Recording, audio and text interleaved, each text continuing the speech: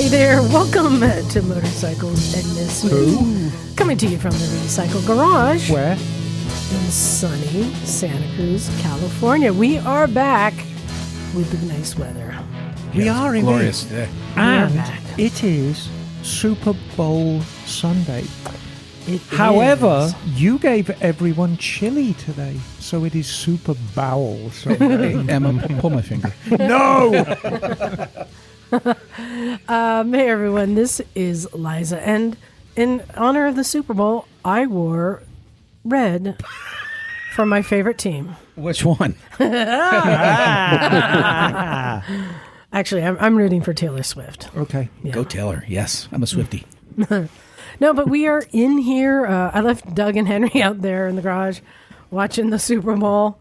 We had it going. But another great day. Put out some chili. People have been coming and going all day. We had a lot of new people. Yes. Got rid of some more gear. Yes. And Also got more gear. Yes. You're welcome. yeah, we had a drop off of dirt gear and a thing. I didn't know what it was. But it looked like it would fit John's balls perfect, but I'm told it's for an ankle. A cankle? Oh, really?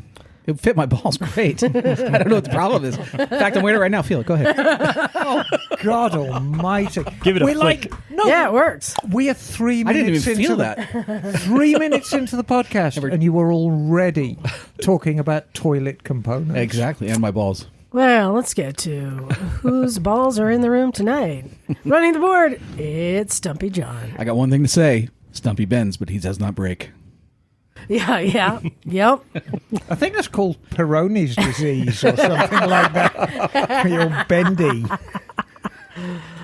Oh, and always keeping her balls in the air with so many projects. Juggling. It's Miss Emma.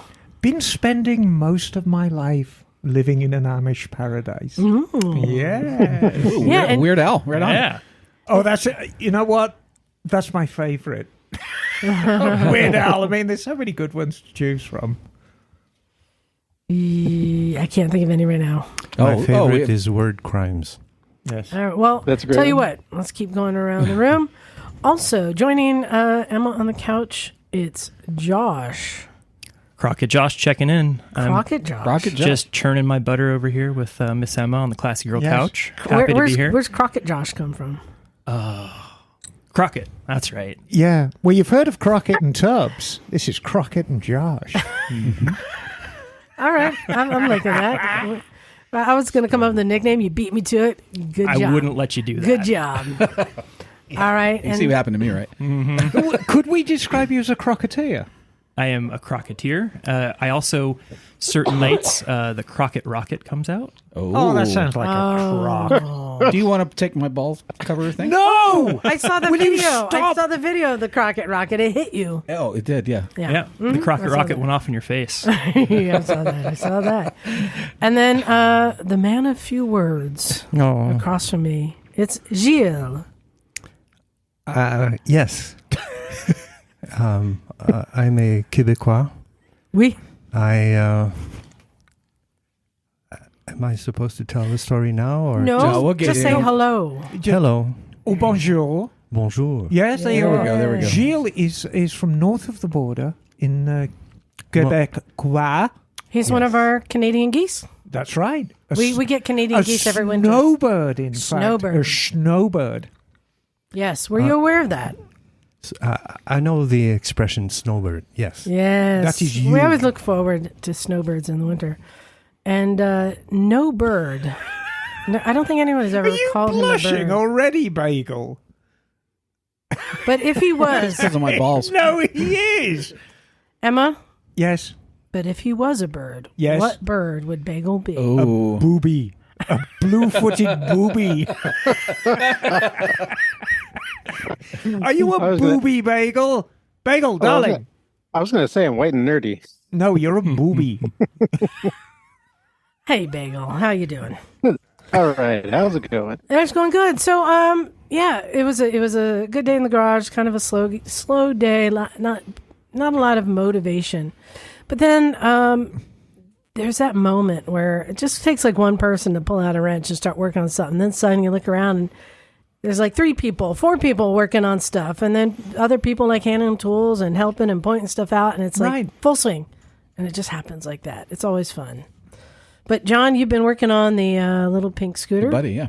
Which I think in any other time, a pink scooter not so cool, except thanks to Phil and Cleveland Moto. They've made the Pink Buddy scooter cool. And Barbie. Okay, if you want to go with that.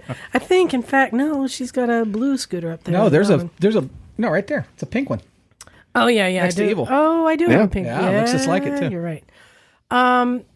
But yeah, we got the game going on and just all sorts of talking. And Emma, did you get anything? Did you do anything? Did you? Oh, you helped John. She helped me a lot. Yeah. Did you diddle the scooter? I helped Josh as well. She diddled my pads. Yeah, I helped Gilles. Yeah. It's not Gilles. Gilles. Yeah. Gilles. I know. You got a juge. You got a juge. Yeah, you got a juge. I realize we don't have a juge in you got a juge. You're just Bagel's head's about ready to spin off over there. Liza helped fixed my horn. Horny. Yeah. Oh, he's horny now. I noticed that when I mentioned that my horn isn't working, sometimes I get a look as if it's not supposed to. Is that correct? Oh, no, you've got to have a horn, darling. Because otherwise you have to yell at people. Oi! Wanko. Gilles, do you mind if I throw you under the bus a little bit? What type? Throw him under the bus. Greyhound. I was actually commenting on his choice of bike for doing this long journey, which we'll get into a little bit. But he has absolutely no windshield. He's riding a naked bike. I don't see I have a problem with and that. riding, especially in the winter, cross country, without any windshield, I thought was crazy. So I took him over But he's got a beard. to my Triumph Scrambler, which I put, small little windshield, but it helps. And I showed him that, and he looked at the pipes, and he said... Unacceptable. Unacceptable. I went, what? What? Why is the Scrambler pipes unacceptable? I think about the pillion and the legs being up against the pipes. Do you think that's a problem on the Scrambler, Emma? Well, under normal circumstances, yes. But Triumph understood this problem. And if you actually look at the pipes, I think there's either 3 or 4 layers of heat shield. Heat shields. There are heat shields on heat shields on heat shields on that bike. So I wouldn't ride any bike with bare legs, but I think with a pair of jeans, pair of motorcycling pants, you'd never feel it. Is the exhaust double walled, do you think? I think by the time it gets back there, it is. The head pipes on the Triumph are single wall, which is why they go blue like that. But I think back then, this is double walled. You can put your hand on it, and it's hot, but it's not stupidly hot. But I told him, don't ever say that in public, because in general, I think the general consensus, Scramblers are cool, like full stop, right? Oh, I like unacceptable. There's no realm where you're like, not cool. No. I appreciate the effort that designers put into this to you can't make save it work. Damage is done, son. But I remain unconvinced, and I will repeat, but not out loud, that I believe it's still unacceptable. I like that term. Just met Liza. Unacceptable. And I will repeat it, but not out loud. I would like it. I mean, having seen your bottom yesterday out of a van window, unacceptable. Look. So, no, there's no getting away from this. So, I'm happily driving along in King Kong. I have a very, very expensive Triumph in the back, which I'm delivering back to an owner. And I'm just driving along, and I look in my rearview mirror, and I see Law Tigers rawr, van closing on me fast. And I think, I'm sure I know who's in there. And I look, and I see Matt behind the steering wheel. And who is in the passenger seat? Moi. Yes. And what did What did you do when you pulled alongside? I pulled my pants down and stuck my ass out the window. Not a thing you want to see before you've had a decent breakfast. Liza's into mobile burlesque now. No, yes, it was. I was so excited because I was like, I don't remember the last time I wasn't driving and I had the opportunity to moon somebody. Right, and I got excited. And being in a transit van, you had room to maneuver. Yeah, and then it just so happened, as I was doing that, my phone started ringing. It was my sister calling. So, of course, I just answered, hold on, I'm putting my pants on. And she's like, what? Where are you? I'm like, I'm in a car. She's like, what? I just mooned somebody. She's like, wait, what? You're driving and you mooned somebody? No, I'm not driving. But hold on, I need to get my pants on. And she's like, how old are you? Like, my sister just does not understand it. I'm struck by how much generosity there is around here. Free butt. Yeah, no, I mean, Liza is happy to show anybody, and it's very white, Liza. Yes. Yeah, it's quite fluorescent. Was it in smooth? fact. It's glow in the dark, in fact. It was quite hairy, I feel. Oh, stop. No, it was a very nice bottom. Oh, nice. Yeah, no, it really was. But not necessarily the thing you want to see on the freeway. Anyway, we pulled into the local cycle gear, exchanged pleasantries in the parking lot, and then I delivered the Triumph to a grateful customer. Yeah, and Matt and I were out on a mission because we were out dropping off our little flyers for our rally coming up in April. Yes. Josh, will you be joining us? I will be. Fantastic. Josh immediately ingratiated himself to Miss Emma before I'd even spoken to him. In fact, Emma, I don't know if you know the significance of somebody who's going to be at our rally. Not just an attendee, he's going to be presenting. So do you know the name Brock McAllister? Oh, yeah, that is a familiar name. Well, let me tell you why you do. Well, you do sort of know that name. Do you remember where we first met Breaking Away Matt? I don't. Up in the city. Oh, at Bikes on the Bay. Bikes on the Bay. The That's Roland right. Sands event. Oh, Yes. really? I was there with you. Yeah, We were there. Yep. And remember we went around and did some interviews and they were doing that flat track. Yeah. That's Like Hooligan Flat Track. Yeah, yes, Yep. yes. And we interviewed Brock that- McAllister. no, his son. That's right, because his With son, the like really blonde the hair. golden curls, he looked like little Lord Fauntleroy. Yes, and he had been like ripping and we We won and we actually- went and interviewed him and that's Brock's son. Right, and we actually thought, because from the stands, we thought this is like a young teenage girl kicking ass. Because he's Flowing mane. He's got flowing blonde hair and very, very tiny. I mean, I'm sure he's bulked up now, but he's just really small guy, but he's kicking ass. He gets that from his dad, who's a racer who does like moto camps and stuff. Okay. And he's going to be coming down and doing instruction at our event. Okay. Yeah. It's pretty Fantastic. cool, huh? Well, Yeah. So, yeah, I'm going to give Matt credit on that. He's been throwing some cool stuff together. So that's going to be April 18th through 21st, I believe. and if you don't come, I'll be crushed.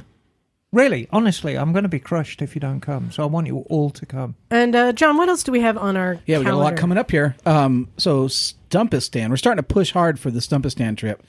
So we're Stumpistan is May 30th to June 12th, flying into Islamabad and out of Islamabad this year. We got a special going on right now for the first 5 to sign up from this podcast, and your friends. We have a $500 discount coming up. So, Whoa, that's worth so if having. you're going to sign up for this is the time now before those discounts are gone. So there's only 5. So get on that this week. You can go to adifferentagenda.com and sign up from there, and all the details are there. Look for the Stumpy one. It says Stumpy on there. And you don't need a coupon code or anything because No. all you're doing is putting down a deposit, and then the first 5 will get a reduced Exactly. amount. Yeah. Meanwhile, immediately after Stumpistan, what is it, The John? Dolomites trip. The Dolomite Strip, and I have a special going on for the Dolomite Strip. You do. I do. The next 3 people that show up for the Dolomite Strip, I will show them my ankle in a provocative manner. Cankle or your ankle? No, I don't have cankles. I'll smash your face in. All right. And then right after that is Castles and Curves from July 14th to 20th. Exactly. So there's a 2-week break. And so I was at last year, you see, we did Castles and Curves immediately after the Dolomites trip. This year, there's a 2-week break because the Dolomites trip, I think, is June 23rd. It is June 23rd to 29th. 23rd to the 29th. And then the Castles and Curves is June 14th. So there's 2 weeks between. So I'm going back to merry old. For 2 weeks? 2 weeks. Wow. When's the last time you were there for 2 weeks? Oh, gosh. 1980. Wow. So anyway. Oh, are you going to go to the Triumph Factory? I'll go everywhere. Because remember, our friend Laura Yes. is, I think, maybe working there now, or at least can get hooked up with you there. Yeah, so yeah, make yeah. sure you let me know. So, yeah, I'm going to go and see all my peeps in Birmingham, and I've got friends in London, I've got friends in Birmingham, I've got friends in Liverpool and Wales and all over the place. So, you know, yeah. So if you're interested, go to Leod Escapes, Leod Escapes, And look for the Misfit and tours. look for the Misfit Tours. Yes. And then Bagel, you have a trip from July 19th to 21st, Well, it's not a trip. It's just a scooter rally. a scooter rally, and Yeah. and give us some information on where people can find out about that. It's not posted yet. It's going to be a small thing. I don't want to promote it too much right now, but we will be having it this summer. Details will be posted online later. Should you wear a scooter skirt if you go?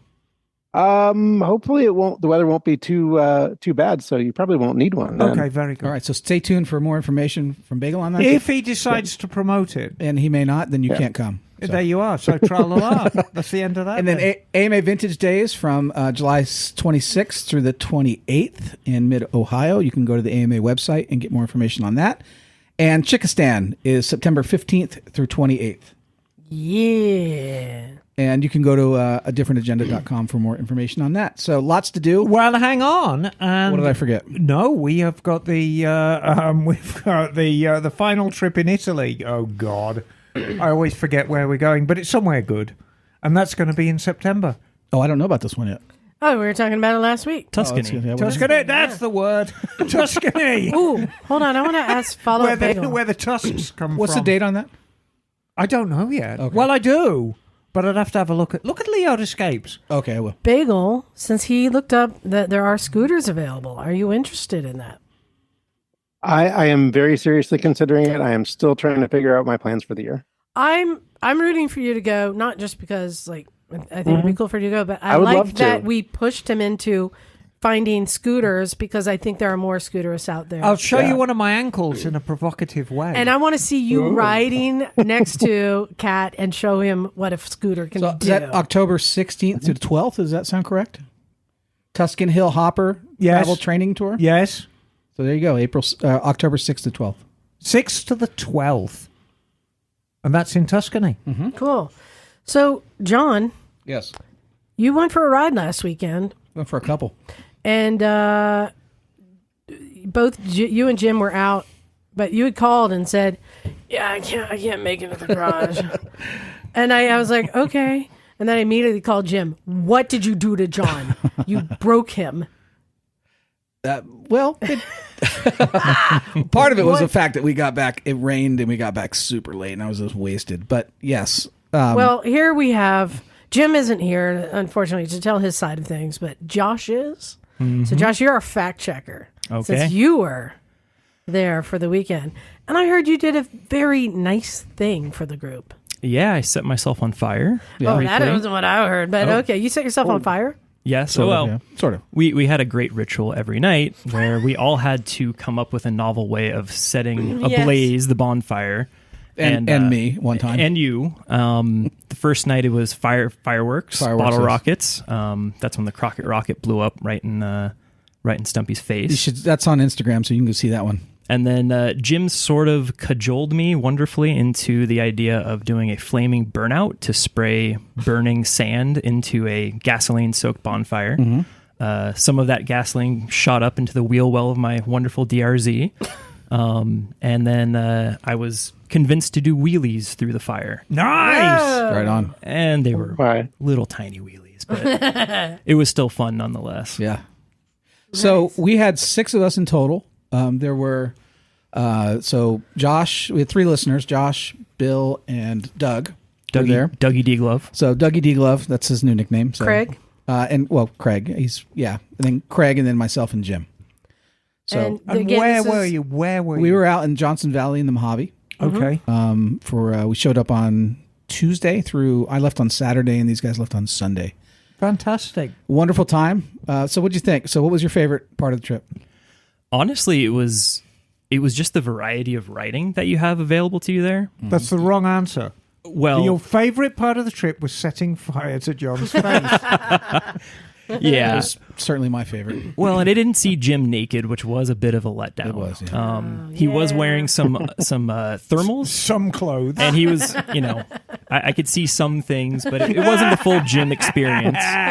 Well, it was probably quite cold, I would have thought. How cold? What was the It was chilly. It was probably low 30s at night. Oh, Yeah. dear. Yeah, Yeah, and it probably 50s in the day. But we had one day of rain and one day of just gnarly wind. Yeah, that was rough. We didn't really sleep for about 2 days, which Right. made for some fun high-speed desert riding. But no, seriously, the area that we went to, there's a little bit for anyone.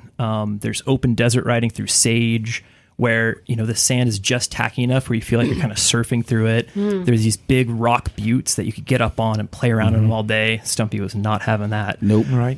There's just these crazy sand washes where and this is honestly the first time I've ever ridden sand without just completely eating it every five minutes. So Now, Josh, you ingratiated yourself to me today by showing up on gorgeous PC800, which I've got a long history with. I think they're just great. Now, do you describe yourself as are you more of a dirt rider or more of a street rider or a bit of everything, really? I'm kind of moto curious right now. Well, like that. I started on a little CRF 250L in the dirt, looped it, stuffed it into ravines multiple times, and then I got myself a Duke 690 and then stuffed that down a ravine in Mines Road. That's not a dirt bike. And that's not a dirt bike. No. And it was while I was laying there waiting for my airbag vest to deflate that I booked my first track day. And so I've been pretty track focused for the last couple of years, but dirt's fun. I love hearing that you're trying a little bit of everything. Next up,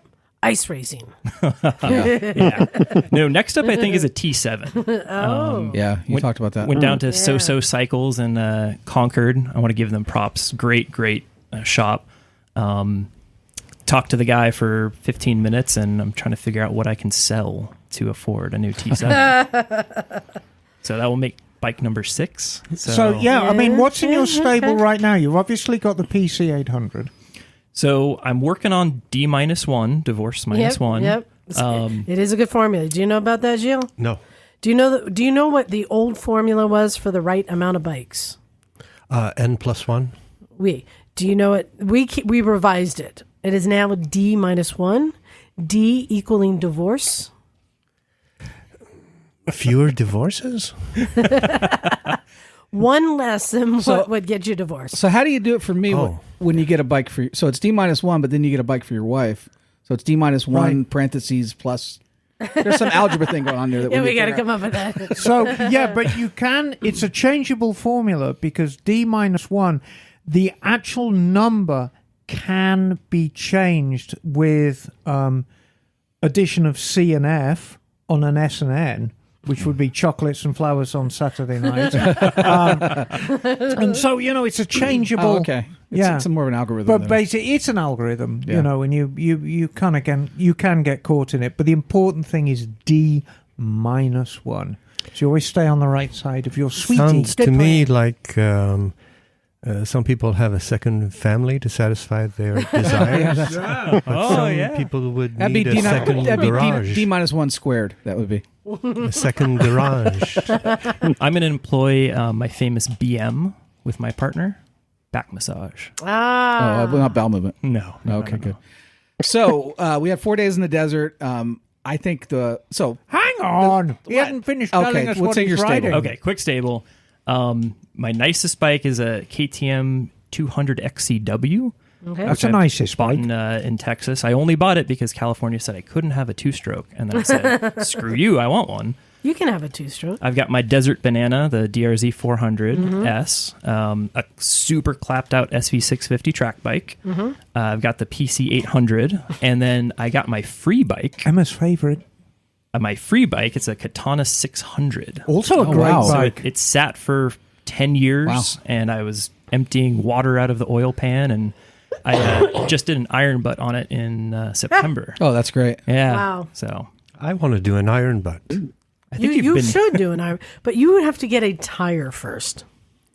Yeah. Yes. I'm going to do it rather this summer after the tire change. Good for you. That is a good goal. I like hearing that too. So, John, you guys were going out riding during the day. Yep. You had all different Hanging out in the kind evening. of levels. Anyone get themselves into trouble? I mean, I did go down once. Right. Oh, Pretty hard, what but- happened? Good. Stumpy thumped. Go ahead. You were behind me, right? Yeah, I was go for right. Yeah, so we're coming back from Hammertown, Right. on the highway, just trying to book it back home. Stop. Hammertown. No, we were headed out, actually. Headed out. That's right. Ah. And Dougie D-Glove, who's an incredible rider, decides that while we're on the highway doing probably 65, 70, he jumps off onto the shoulder. There's like a little 2-track, and he's just jamming, like rooster tailing, just going nuts. So we all kind of follow him, and all of a sudden I'm behind Stumpy, and I see both of his wheels lock up, and then he disappears Yeah. off the horizon, and I barely got it stopped. Craig came up right behind me, and Stumpy's just laid out, not moving. Oh, no. Under the bike. And I'm not entirely sure what happened. It kind of looked like maybe when you went off the edge with the wheels locked up, you kind of, flipped off to the side. I don't even remember, honestly. But I rolled up. He was not moving. I mean, we were going probably 30. Probably 30, 35, but quick enough. Yeah. And he's not moving. And through my head, I'm like, I should have taken some medical courses because I don't know what to do if he's not moving. So the way I heard it, there was like a dip. Yeah. So it's a you dip probably and a saw the kink. dip and like, It was a pretty gnarly little dip. Yeah, it was a dip and a left-hand kink. You're right. And I think he's Dude. pretty lucky he didn't go off into the highway. you should have done like a Dukes of Hazzard. Oof. Slaunch. It would have been different if I saw it. I didn't even see it. Because my eyes were like looking out ahead. But I could see as I approached, he was doing like a systems check. Like, Yeah, that's what it was. Hands, feet, arms. And he got back up and, kept on riding. So I was inspired. Yeah, you told me that the bike didn't even take any damage. No, I swear to God, the DRZ is the toughest motorcycle in the So, world. well, let's talk about the bike. So we had at least 2 DRZ 400s Right. out there. Yep. And then what else? We had Craig was on his 501 Right. Husky. How did that do? Great. Yeah. Yeah, I mean, that's probably the best bike out there. Right. Jim had his 450, his Honda. Yes. And Doug had a EXCF. XCF 500, KTM 500, yeah. And Yeah. then, was And there then, a CRF 300? and then Bill showed up with 3RS. Yeah, Yep, CRF, yeah. Okay. So it's pretty mixed amount. How did Jim's 450 do? Because that's a very capable bike. Yeah, it did fine. Yeah. It did fine. I mean, actually, all the bikes did okay. Yeah. I really want to call out Bill, and I wish he Yeah. could be here today. He showed up in a street helmet Exactly. with like a Pardo attached to with it. like trials tires on his. Yeah. Like I think the stock tires. They were I stock think. tires, yeah. And he kind of shows up, and when you get a group of people together that you don't know, and someone shows up on like maybe not the best bike for the job, Yeah. but he was all smiles, and I'm not sure he understood just how gnarly some of the terrain he got Right. that bike through. Yeah, he did. He did a good job. Yeah, he was all smiles, and Doug was helping him in the sand a lot. He went down a few times. I think at the end he was missing one rear blinker. His bar was bent. He crunched his case. I cannot believe he didn't. Oh, I didn't know that. Yeah, at the left-hand side when we were going through the rocks. Right. He kind of like looped it up and came right down on the side case. So he definitely did some damage, but he was all smiles, man. Big props. So I have a question. Would you two say that you both came back better riders from that weekend? Oh, undoubtedly. Oh, sure. Yeah. 100%. Every time I go to the desert, I get better. Yeah, I think the sand was something that's always been a little bit iffy for me. But just watching, people like Jim, Stumpy, Craig, yeah. Doug, Craig, they steer kind of with their feet a Right. little bit, Right. And so you don't really do much with the front bar. Nothing. You just keep on the throttle. Hold it like a toothpaste tube. Exactly. Yeah. And you end up getting to this groove going in between sagebrush, and you might be doing 40 and you'll come across a road, because open desert is crisscrossed by roads, and they cut these roads in with Yeah. these big blades, so there's berms on each side. Right. And there were a few times I knew I couldn't get it stopped, so I just held it open, and Yeah. you could end up clearing like a 2-lane road without knowing it. And so that was a total trip. It was so much fun this time too because of the rain. There was rain before we showed up, but it makes the dirt much more tractionable. Yeah. And it isn't quite as loose as it is, except for that one ravine we went down, which was brutal. Well, that was just clean gravel. It was like marbles. Yeah. It was beautiful, but I mean, you got up to your axle in gravel. Oh, wow. And that was the only time that I could outride Craig. And I wish he was here so I could give him shit for it. But yeah, Doug took off. He was like 3 miles up the canyon. And we're all just like the front's lock to lock. And, I don't think anyone fell down. I think Bill was struggling a bit. I think Bill fell down once or twice. But it was mentally draining. Oh, and physically just... If you are in the right group of people, I think everyone's riding ability gets raised up. Absolutely. If you're in the wrong group of people, the riding standard always descends to the least skilled rider. Yep. Well, But with a good group, everyone benefits. And this was the right group because you want to ride with people who will ride their ride, but also wait for you and sort of give you tips along the way and make sure everybody's safe. We did lose Bill once, though. That's kind of freaked us all out. We absolutely lost Bill for like 3 hours. But it's funny, as much as we bicker, me and Liza ride incredibly well together and quickly. So, yeah, I think I get it. But that's street riding. I mean, dirt riding is a different bowl. So I don't know how we took off. We thought Bill was following us. I think it was like first ride of the day, and we were all like anxious to get going, and we just like booked it across the desert. And what was Bill riding? The CRF 300. 300. So probably looking for power a little. Yeah. So we all stopped, and we're like, "Oh, where's Bill?" Crap, crumpled in a wreck somewhere. So it was funny because Jim is like, "Okay, let's all stick together, and we'll go look for him." I'm like, okay. So, and then, all right, ready, go. And everybody went to different directions. Yeah. Well, Jim kind of vaguely gestured towards a bunch of mountains, and he's like, let's meet up at that mountain. And so immediately Doug goes to the left. I'm following Jim. I followed Doug. Yeah, you follow Doug. And all of a sudden, we're like 4 miles apart. Right. And then Jim pulls out his little like monoscope, his little like pirate eyeglass. And I could see Stumpy and Craig 3 miles away. Yeah. And so we're like, all right, we'll go meet with them. The moment we start going, they're gone. We're just like, But so finally we just went back to camp, and because I was actually really nervous about And it. what happened to Bill? Yeah, what happened to Bill? He ended up back at camp. He was fine. He just couldn't keep up at that time. He got better throughout the weekend. That was his first ride with us. Well, I think that's what we kind of blew it by not stopping Absolutely. sooner. That's kind of was 100% our fault. What's great about this type of riding, where you have the central, the camping, and you can go ride during the day and then just come back at night. Yeah. And everyone can kind of ride their and then ride. set each other on fire. That's exactly right. Well, but John, I'm glad to hear that you get better each time. I'm just curious why you didn't use those newfound skills yesterday while you were I riding. did though. What happened? That's some BS. I'm going to stand up. I'm going to stand up myself right now. I've got video. Oh, I sent you the video, so Yeah, I'm not you ashamed did. of that. So okay. Scotty and I went on a ride yesterday, and you got to know about Scotty. Scotty is a phenomenal rider. She was, way into mountain biking and blah blah blah. So here's the video. So we went out to Highway 25 by Pinnacles, went further south. There was a loop that she found that ran out through some farmlands that was supposedly a public road. Recall, I've already learned the lesson that don't always follow Scotty. Don't follow Scotty. Scotty will take you places that you shouldn't be. Oh, Lord have mercy. So we rode this phenomenal, 10-mile dirt road through farmlands. Wait, hold on. What are you looking at, Emma? Oh. There's a pretty wide river there, isn't it? Yeah, and you kind of went off a little bit. I hit a rock, and it threw me to the left. So this is, how wide is that river? Probably 20, 30 feet. It's probably about, conservatively, we've had probably big storms probably for 2 foot 2 weeks. deep. So we went right through this amazing ride. It was out through farmlands and cows, and it was just absolutely beautiful. Everything is green because of the rains. So we show up to this river, and I'm like, Scotty told me, hey, there's going to be a water crossing. And okay, we did a ton of that in Pakistan. I'm not super worried about water crossings, but oh, clang. And that was you were 5 feet from the I bank too. know. I was almost there. I was 30 almost feet there. across, you made it 28 feet. So I made it, 2/3, 3/4 across. And so, let me back up.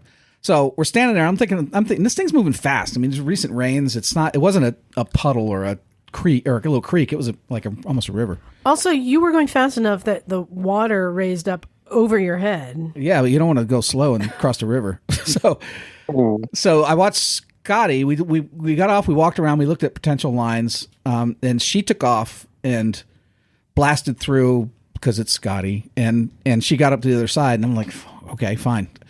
So I stood there for a while, and I'm like, okay, I got to do this. Crap.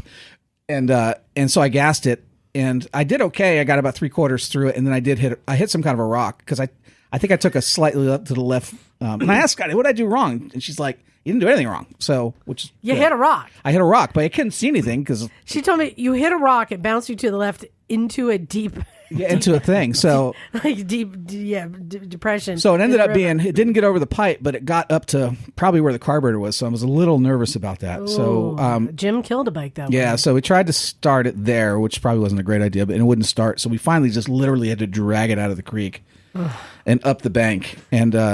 And we were soaked. We're standing there and water's just gushing into my boots.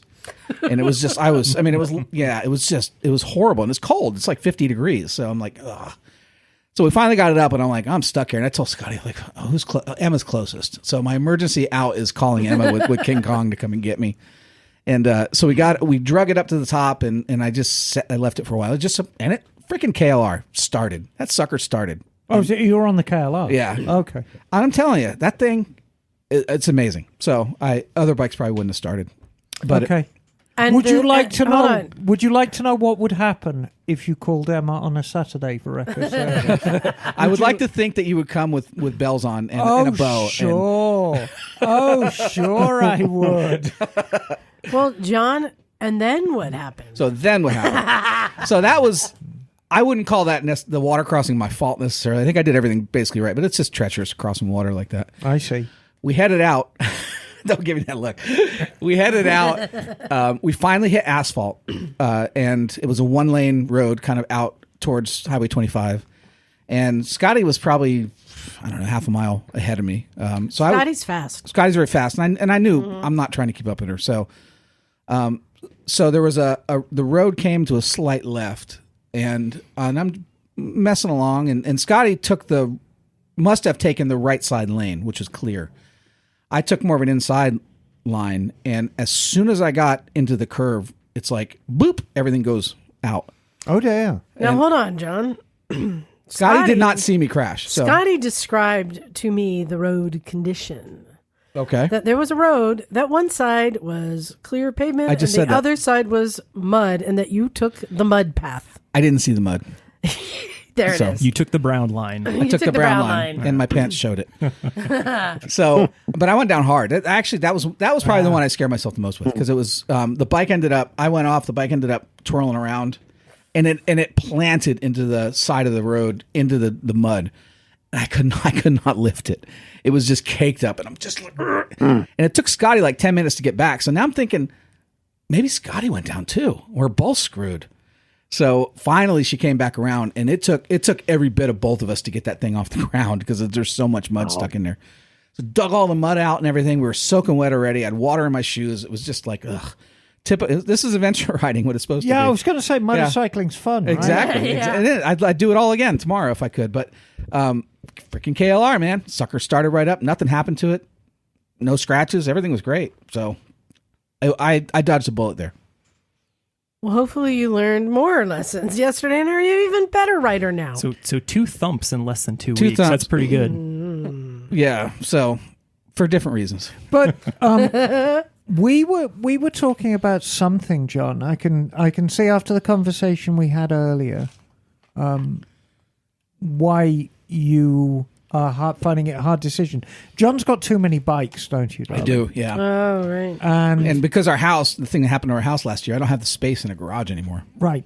So you've got a tent in the back garden. Let's get into this, John, because you sent me a text, and I'm like, oh no, John's making the wrong I'm just decision. thinking out loud right now, but...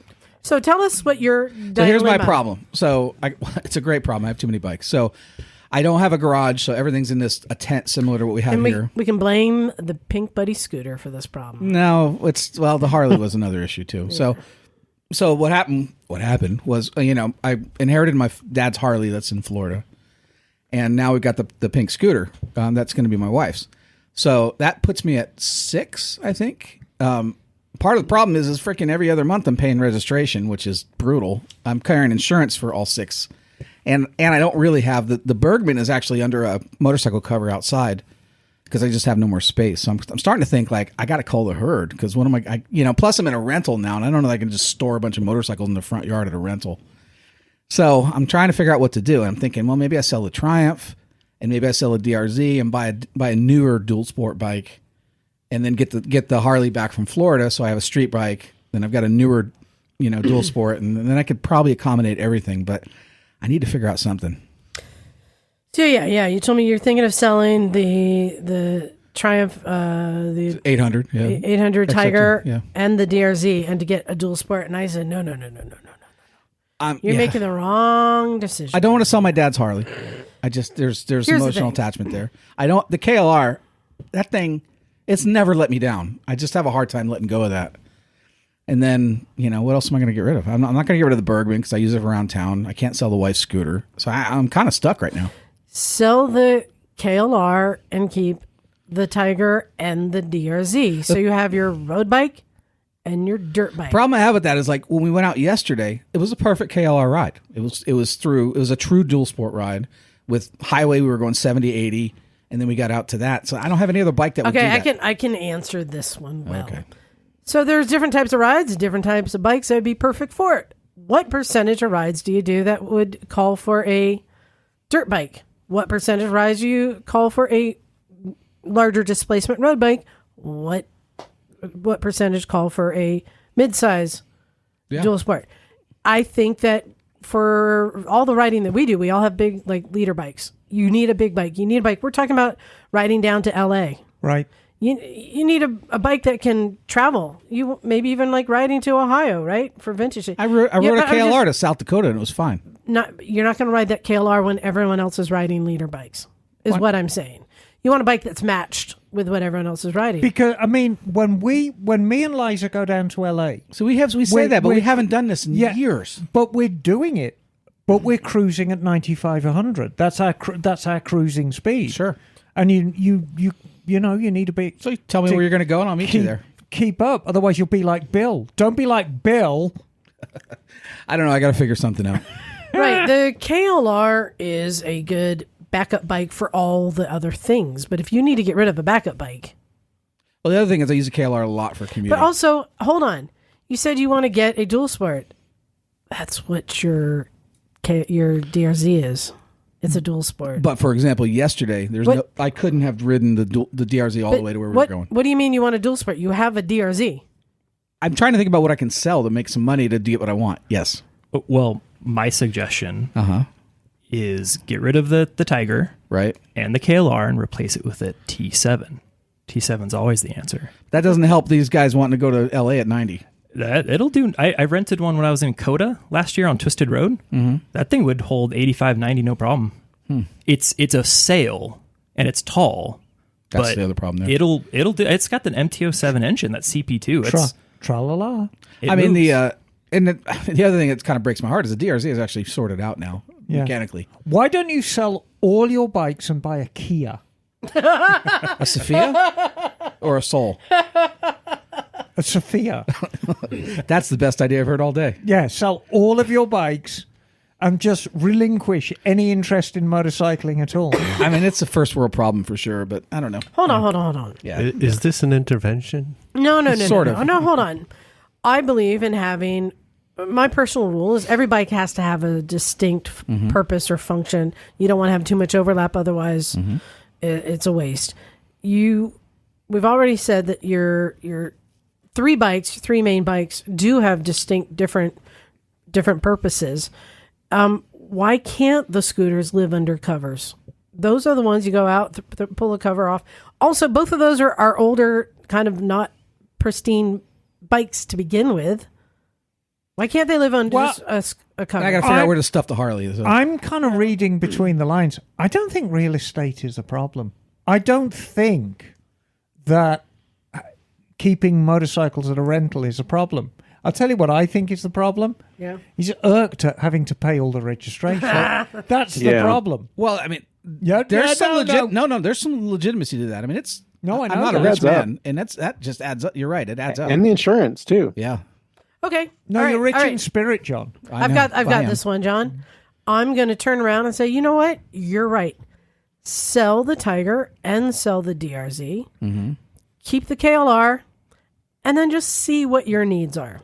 Because then I think you'll find out what kind of riding you really want to do and what you're missing. And then, because you're going to have some big holes in your garage, and I think you're going to realize pretty quick, like, oh, I need to get something more capable. Because I mean, I know you've had big bikes in the past because you had the Ninja 1000 and you had the BMW when we first met. Yeah.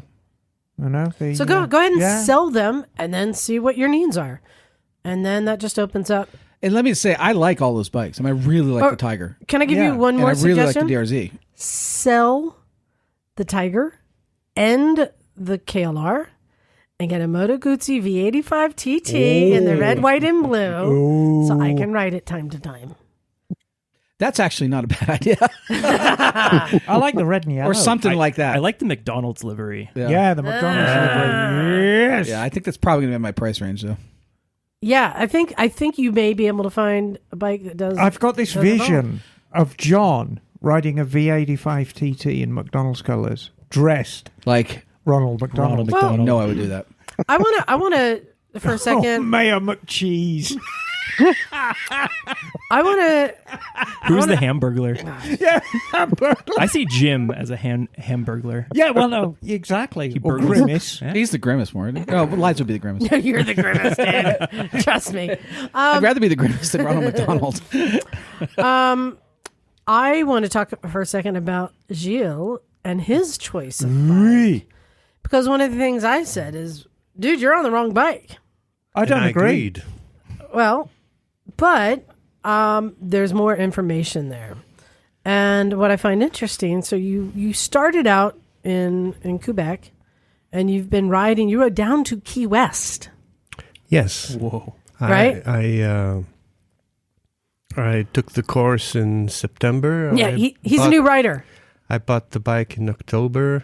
Had a few weeks to accessorize and drop it, and then I left in November from Montreal, and it was really cold.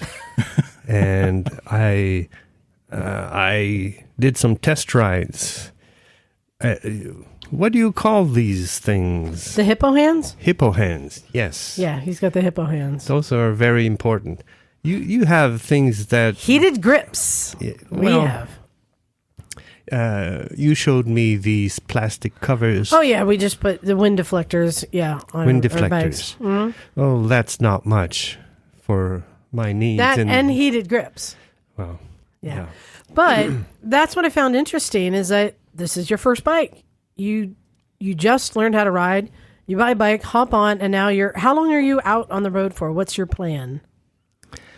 At the end of the week, I'm going to put it in shipping to send it back east and pick it up, put it in storage until I can ride it again in end of March, April. Now, So November, December. So 3 months. Have You've we been said- riding 3 months. have we said what bike he's on?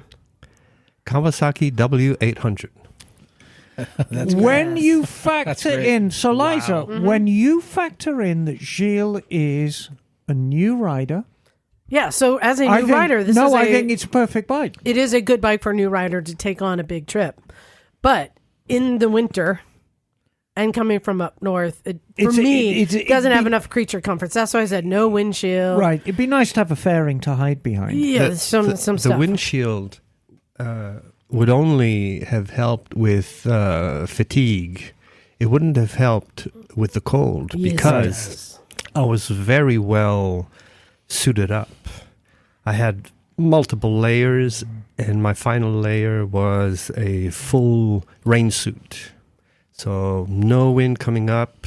So maybe my legs got a little cold. But fatigue is a big factor. It is a huge factor there. So, this is a question we ask a lot of travellers, Gilles, because a lot of people are genuinely interested. You've been away from home for 3 months. Not exactly. Well, have you been working online, or did you just take a sabbatical from work? Or is this a midlife crisis? How do you get away from work for 3 months? I got somebody to sub for me, and at one point I put the bike in storage and flew home and worked for 3 weeks, and then came back on a project, and then came back. Yes. So I mean, there's always a way to do it, because we get a lot of people who take extended trips on bikes, and some have spent the rest of their lives riding bikes. My work is seasonal, Right. and it's the low point is in the wintertime.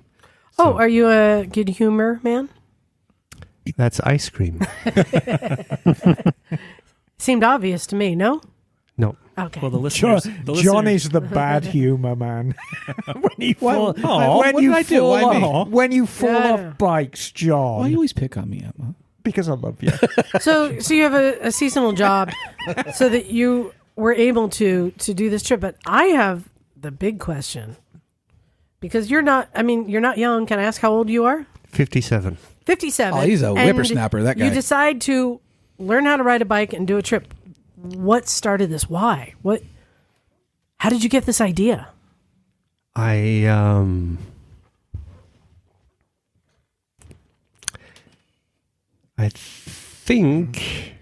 think I wanted to be more interesting and have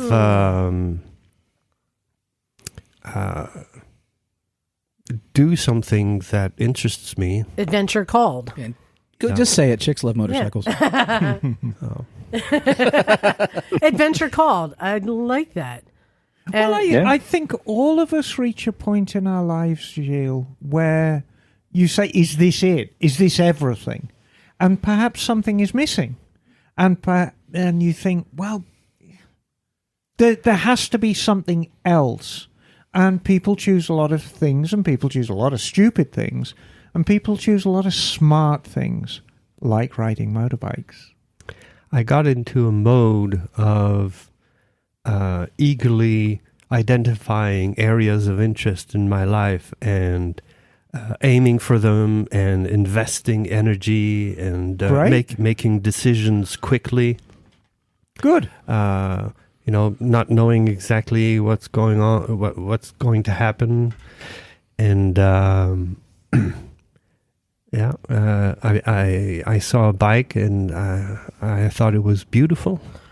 so you saw the bike and then thought of the trip? Or you thought of the trip and went to find a bike for it? I didn't think of the trip. I had no idea of the trip when I bought the bike.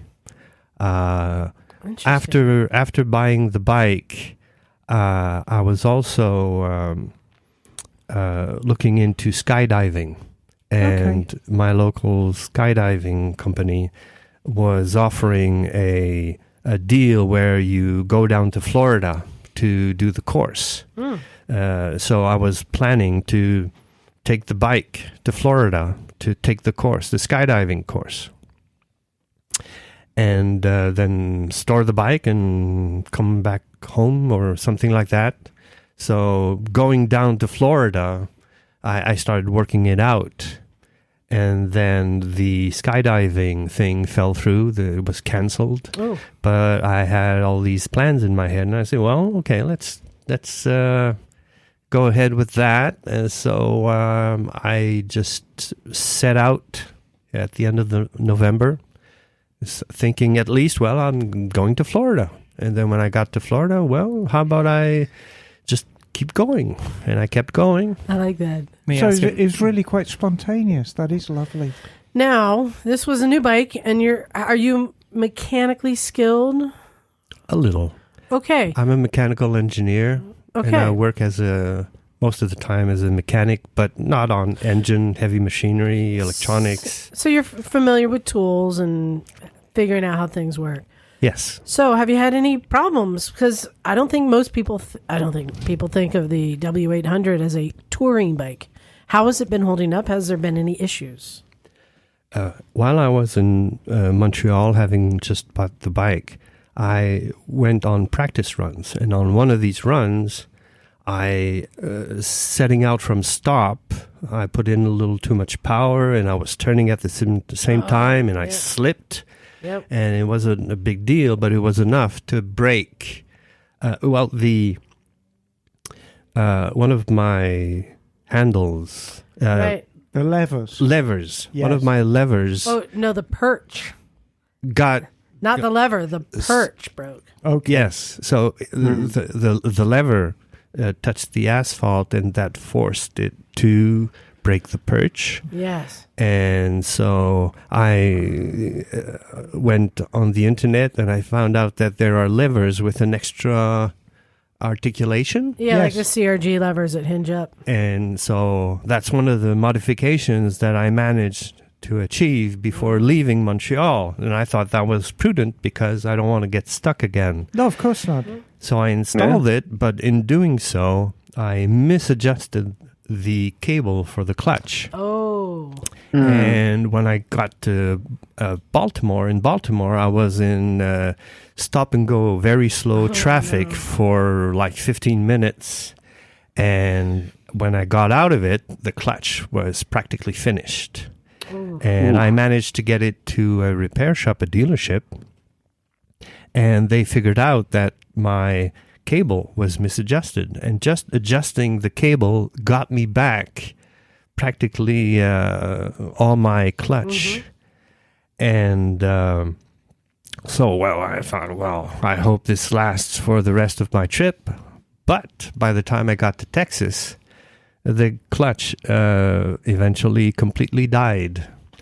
And it was around Christmas time and New Year's and all that. So it was difficult to find people to ship parts, find parts, ship parts, work on the bike.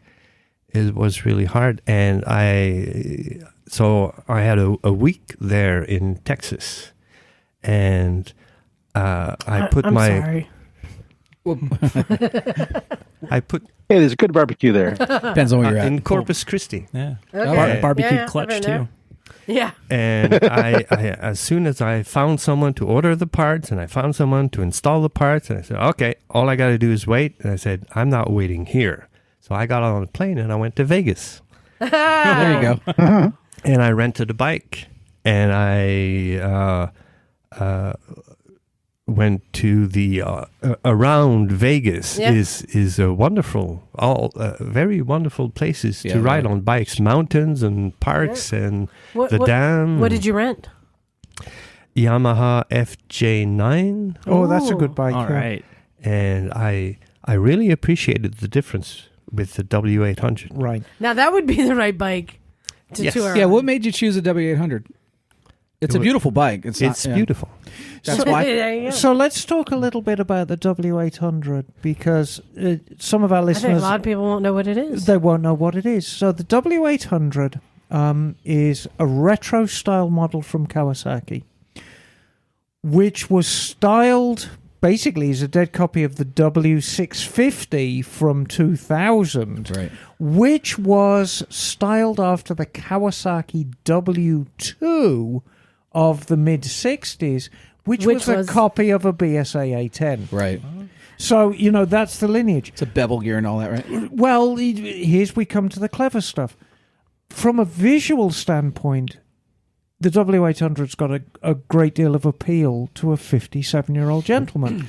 There's a lot of chrome on it. It's a very traditionally styled bike. I always put it in the W650 in the same category as the GB500. Right. A retro style bike that wasn't a huge success. Right. Because it was a copy of an older British bike, but had cult success. It had cult success, and that was largely... That's what Phil bought last year. Yeah. Right?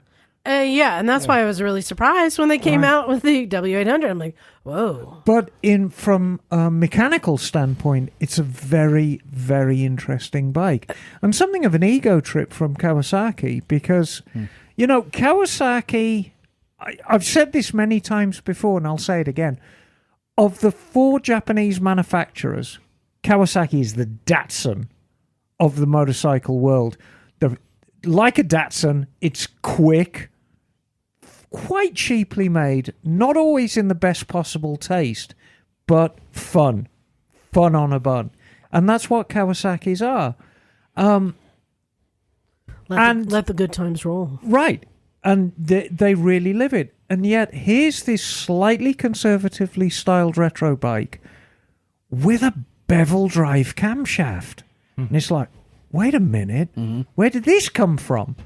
So I have a suspicion there was a lot of engineers in Kawasaki who were approaching retirement said, can we do this? Retirement is the key word for me because I keep imagining that this is the perfect bike for a retired Japanese man. I have a suspicion that's its target audience. But they're charming bikes. They really are. I think it's a great choice. And they do have quirks, as you found out with your back tire.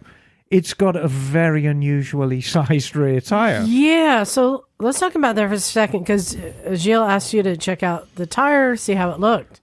And you're like, it's done. Yes. And he wants to try and get Your pneu est mort. Get another week of riding out of it. Well, you. How bad is it? I didn't look at it. Oh, it's bad. Yeah. I'm more interested in miles than time. And I'll say I have twice in my life, including just a few weeks ago, had a tire that I knew was close to than I thought I could make it, to find out that when it's done, it rapidly deteriorates, Yeah. and you were down to threads and a dangerous situation very quickly. And of course, more so on the Kawasaki because it has tubes within. Mm-hmm. So it's Tubeless. No, it can't be. It can't be tubeless. The tire may say it's got tubeless, spokes, right? Yeah. but it's a spoke trim. There are tubes in there. I researched it. I was pretty convinced from my research that it's tubeless. We're gonna. Oh, I haven't got I'll look my it up phone right now. with me. Look it up right now. It's very clever technology if it is But- tubeless. Yeah, again, from my experience, when you get down to where it's low enough, it rapidly, It'll just go rapidly pow. deteriorates. And now you put yourself into a dangerous situation. So I don't advise on trying to make it unless you're just trying to make it home. But even when I was on the KTM and I got the flat, and I knew that the tire needed to be Yeah, it replaced was soon, low. but just running a low tire, I started seeing threads, and I'm like, well, we're just going to limp it into town. By the Can I time we borrow your got to phone, town, John? I had threads all the way around. And it was like, and that was just going like 6 miles. Before the podcast, I went to have Yeah. coffee with the guy that you Yeah. met, Dick Hanover. Yeah, on the Buell. Yes, and he's very knowledgeable about motorbikes. He's got a lot of experience, Yes. and he was practically the whole time we were there with having coffee. He was on the phone, posting on Facebook, trying to get help, and calling Gear. There's a shop called Cycle Gear. Yeah. Calling Cycle Gear for tires and calling dealerships to see who was because we're Sunday and we're hoping. Super Bowl Sunday too. There's no way. Well, and also I want to say, Emma, you informed us that rear wheel is special. Well, I mean, it's an odd size. It's a 130/80/18. And this is the only bike with this size, right? Pretty much So now. nobody would have it in stock. So, Everything's gone to 17 inch. did you find anything? Well, I've got a plan. So Okay. Monday morning, I'm going to be making some phone calls. We found a suitable alternate, 120. It's going to be a little small, but it'll do. Dick says that there are W650 owners that put on 120 in order to do off-road better. And I trust him completely. Okay. So That'll work. Monday morning, it's either I'm lucky and Monday what they've done. I've got it all lined up and I get it replaced, or I think worst case it'll happen Tuesday, because there's this thing in the U.S. where a lot of Bike shops are closed on Monday. on Tuesdays Yeah. to Saturday. Yep. Yeah. Because they used to race on weekends. I'm glad to hear that you have a plan in place, because I'd hate for you to get into a dangerous situation that I myself have put myself in twice. Yep. So I like to say, Where are you learned headed my to lesson. next? Well, San Francisco, you said, right? San Francisco, yes. I'd like to go a little north of San Francisco. The W800 groups on Facebook have been very supportive of my trip. I post photos cool. and people enjoy following me. And when I had that mechanical problem, they offered a lot of advice, very helpful advice. Nice. And 2 people on Facebook in this area, including Dick Hanover, offered to have coffee or whatever. So I've got north of San Francisco is one of those people Cool. that I want to meet. So San Francisco, north of San Francisco. And then if I have a working bike, I'd like to go down the Pacific coast, really close. The one, I'd like to ride the one. We're on the one. This But actually is, that's great. the Highway 1 is just up the way. But from Santa Cruz to San Francisco, it's beautiful. It's quite rugged. So I'm looking at the schematic that you showed me. There's tubes on the schematic. I know, yeah. There can't be, unless it's a very specific. I just looked up the Kawasaki website. It's got tubes. It's got tubes. And the reason it has to have tubes is because it is a spoked tire, a spoked rim. Unless they move the spokes outboard like BMW did. of the tire bead, Yep. there's no way of sealing them. It's one of the quirks. I mean, they have that of spoke tape you can wheels. put on there, but it's not great. Yeah, but No, it's not Kawasaki. Well, I'm going to do that. I guarantee you. Yeah. And I mean, it's not the end of the world. It's just wherever you take it. oh to, they shit! gotta throw I've been it. riding bikes with tube tires for forever. My Jag developed a leak in one of the rims because it's got chrome rims on it because Americans do things like that, and it got porous, and I couldn't seal it, so I put a tube in it. On this W800, does it have fuel injection or carburation? Fuel injection, ABS. Okay. What else? No. Oil cooled? I think that I got into motorcycles just at the right time. Yeah. There's fuel injection, Yes. ABS, Yes. GPS, smartphones, Yes. all that Traction together. control. Yeah. I guess on some bikes, yes.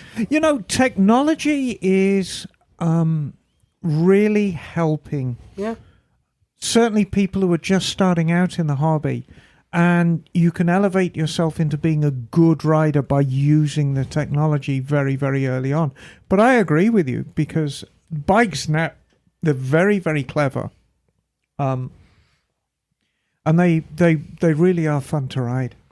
Well, this actually perfectly parlays into a question I had for the group.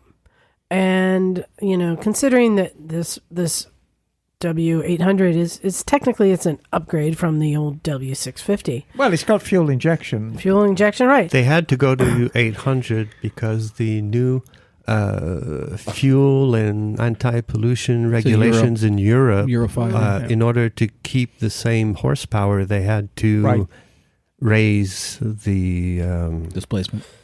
Well, and a lot of people are talking about the GS 1300 that just came out, which is kind of shocking. The 1250 was only here for 2 years? Right. Like that was like what? I mean, they made a big leap from the 1150. You had the 1150, and then a big leap to the 1200. A lighter bike, It was air cooled. more powerful. Then you had the 12, and then oil. for a long time, and then 1250. Now the 1300. So my question to the group is, what bikes are ready for an upgrade? Bikes and scooters. What bikes out there are long overdue that need an upgrade? I mean, the first one that comes to mind is a DRZ 400. Yeah, of course. Right? Another gear, fuel injection. That thing would sell like hotcakes. Well, exactly. And, you could argue that anything with a carburetor really... Yeah, are we anything- there where it's like... Yeah, I mean, they need to go by the wayside, not least because there's so few people who can work on them anymore. And so there's the DRZ 400, there's the DR 650, and there is the 450L, or 650. 650L. Yeah, the Honda. Yeah, the XR 650L. Those are three I mean, bikes that sadly, kind the of stand KLR out. didn't get a 6th gear, which it should have got. But even, the KLR got a small upgrade. Small upgrade, really, like fuel injection, ABS. better like, electronics, too. Right. Electronics, but not huge, so it didn't become an expensive bike. one of the reasons that they keep these old models unchanged is cost. Absolutely. And availability profit of at this parts point. and Yeah. right. Would you like to know that the oldest right now? I know this. I was going to ask the question. Let me just say, let's. What do you guys think? Because I know Emma knows the answer. Is the oldest And I'm going to stay bike out. in production unchanged? Completely unchanged. I think the interesting fact, the statistics are that fewer and fewer people are riding motorcycles, and those that are older. So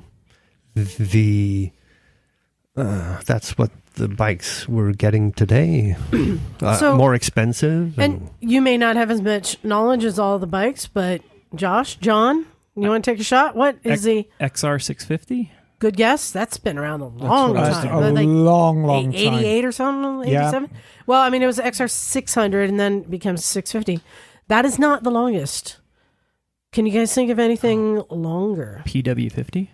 That is a really good guess, too. And that was when I thought, I was like, does that really need an upgrade? I mean, don't know think much, so. but I would expect it's something in the Harley Davidson family.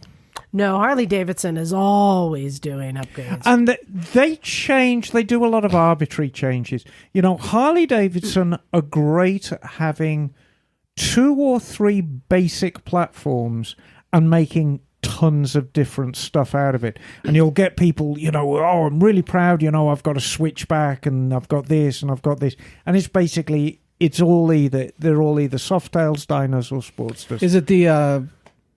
I'm thinking what's the big wheel Honda or Yamaha TW200? TW200? Good guess. No. And we know of a lot of models that go like 30 years, right? That happens a lot. Do you know what TW But no. stands for? Trailway. There you go. Well done. Because that's So- what they Super used to be called. We are talking Super Cub? 76 years old. 76 years old. 76. So we're 1948. Super Cub. We're still on the same page, right, Emma? Yeah. Nope. Still on the same page. 1948. Nope. Super Cub. There's a new Whizzer? Super Cub right now. Nope. 1948. Still in production. Unchanged. Can we... The Continent? the Royal Enfield, Can we... the Himalayan, No, The or Bullet. or the Bullet. Yeah, The Bullet. the Bullet. Exactly. I- Unchanged since Same, unchanged 1948. push rods. Everything's the same. Yeah, everything's Wait, the I same. thought the Bullet was over with. No, the Bullet. It's No. still in a very Asia. limited production. However, Asia. here in America, the V-Star 250 is completely that's true. unchanged since 1983. Hey, Craig just picked up some of them, didn't he? Wow. And they run quite badly when they're new because I've had to lean them out and lean them out and lean them out. And thankfully, I've got the fix for it, so I get a lot of them at the shop. So let me ask this question: why does a brand need to do an upgrade? Well, You just said for like emissions and government requirements is one reason, right? right. 2, to stay relevant. But if it's still And- selling, it's relevant. No, to stay relevant and competitive when your competitors are outselling you. That's another Right. reason. Keeping up with the Joneses. Well, yeah, But that's the keeping thing up with with the Joneses. the dual sport world. Relevance is relevant. yeah, but you actually, the things that were important to you when you bought your bike, and you listed them for us: ABS, GPS technology, modern accoutrements for your bike, traction control, fuel injection. So Here's what I'll throw one out. I think they call it the S40 Suzuki? The Yes. Savage became the S40. Was there any change The- other than paint? Sauvage. Was there any change other than paint? No. It's still the same bike. A thumper, cruiser, Yes. basic, simple bike. Do you think that's ready for an upgrade? I think it's ready to be dropped. To be honest with you, okay, I that's mean, a whole it's nother thing. it's another thing, but I think the market for it is getting thin now. Bagel, in your world, when was the last time? When did the Vespa 300? Because that was a big leap, right? When did the 300 come out? Well, the 300 came out in 2010. It has had a few minor upgrades since then. I think in 2015 they came out with ABS.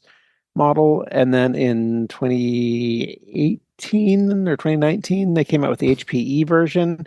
So it's like little like tweaks and changes, boosting the performance and adding features and things like that. But really, the platform itself has not changed. And in fact, that platform goes back to 2004 with the GT 200. So, they've increased the engine size over time, but the platform has largely been unchanged for 20 years now. So I had a GTS 300 at Mototown this week. Ah, yes. With fuel injection problems, which I sorted for the gentleman. However, it was a virtually brand new bike and very, very nice flat metallic blue. Reminded me of a Dyson vacuum cleaner. It had a very sort of high metallic, low gloss sort of finish. But you could see the age in the platform. Even though it got LED lighting and, it was obviously a brand new bike. But you stand back and look at it, you realize, hang on, this is quite an old platform. Yeah, and there are some shortcomings to it. Just like in the room that you have for your feet on the floorboards has never been very good with that model. I've been waiting for a long time for them to redesign it to make it a little bit more ergonomic and a little bit more comfortable. But they haven't done that yet. I don't know, if they have plans to do that. Their Vespa's 80th anniversary is coming up in 2 years. Maybe they're working on a new model to release then. Who knows? We'll see. Let me ask you this. If they announce a GTS 400, are people going to flock to buy that? I would be waving my money at the front door the day that they got them in. Yeah. Now, do you 400? think, Hell yeah. Do you think they will stick as time goes on? Do you think they'll stick with singles, or do you think they're going to go to multis? They're going to go to twins like a Rumi?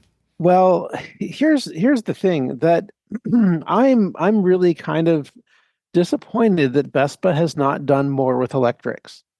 And I think that the Vespa platform really could lend itself well to electrics if they did it right. But I think it's gonna require a purpose-built model that is electric and to be built from the ground up.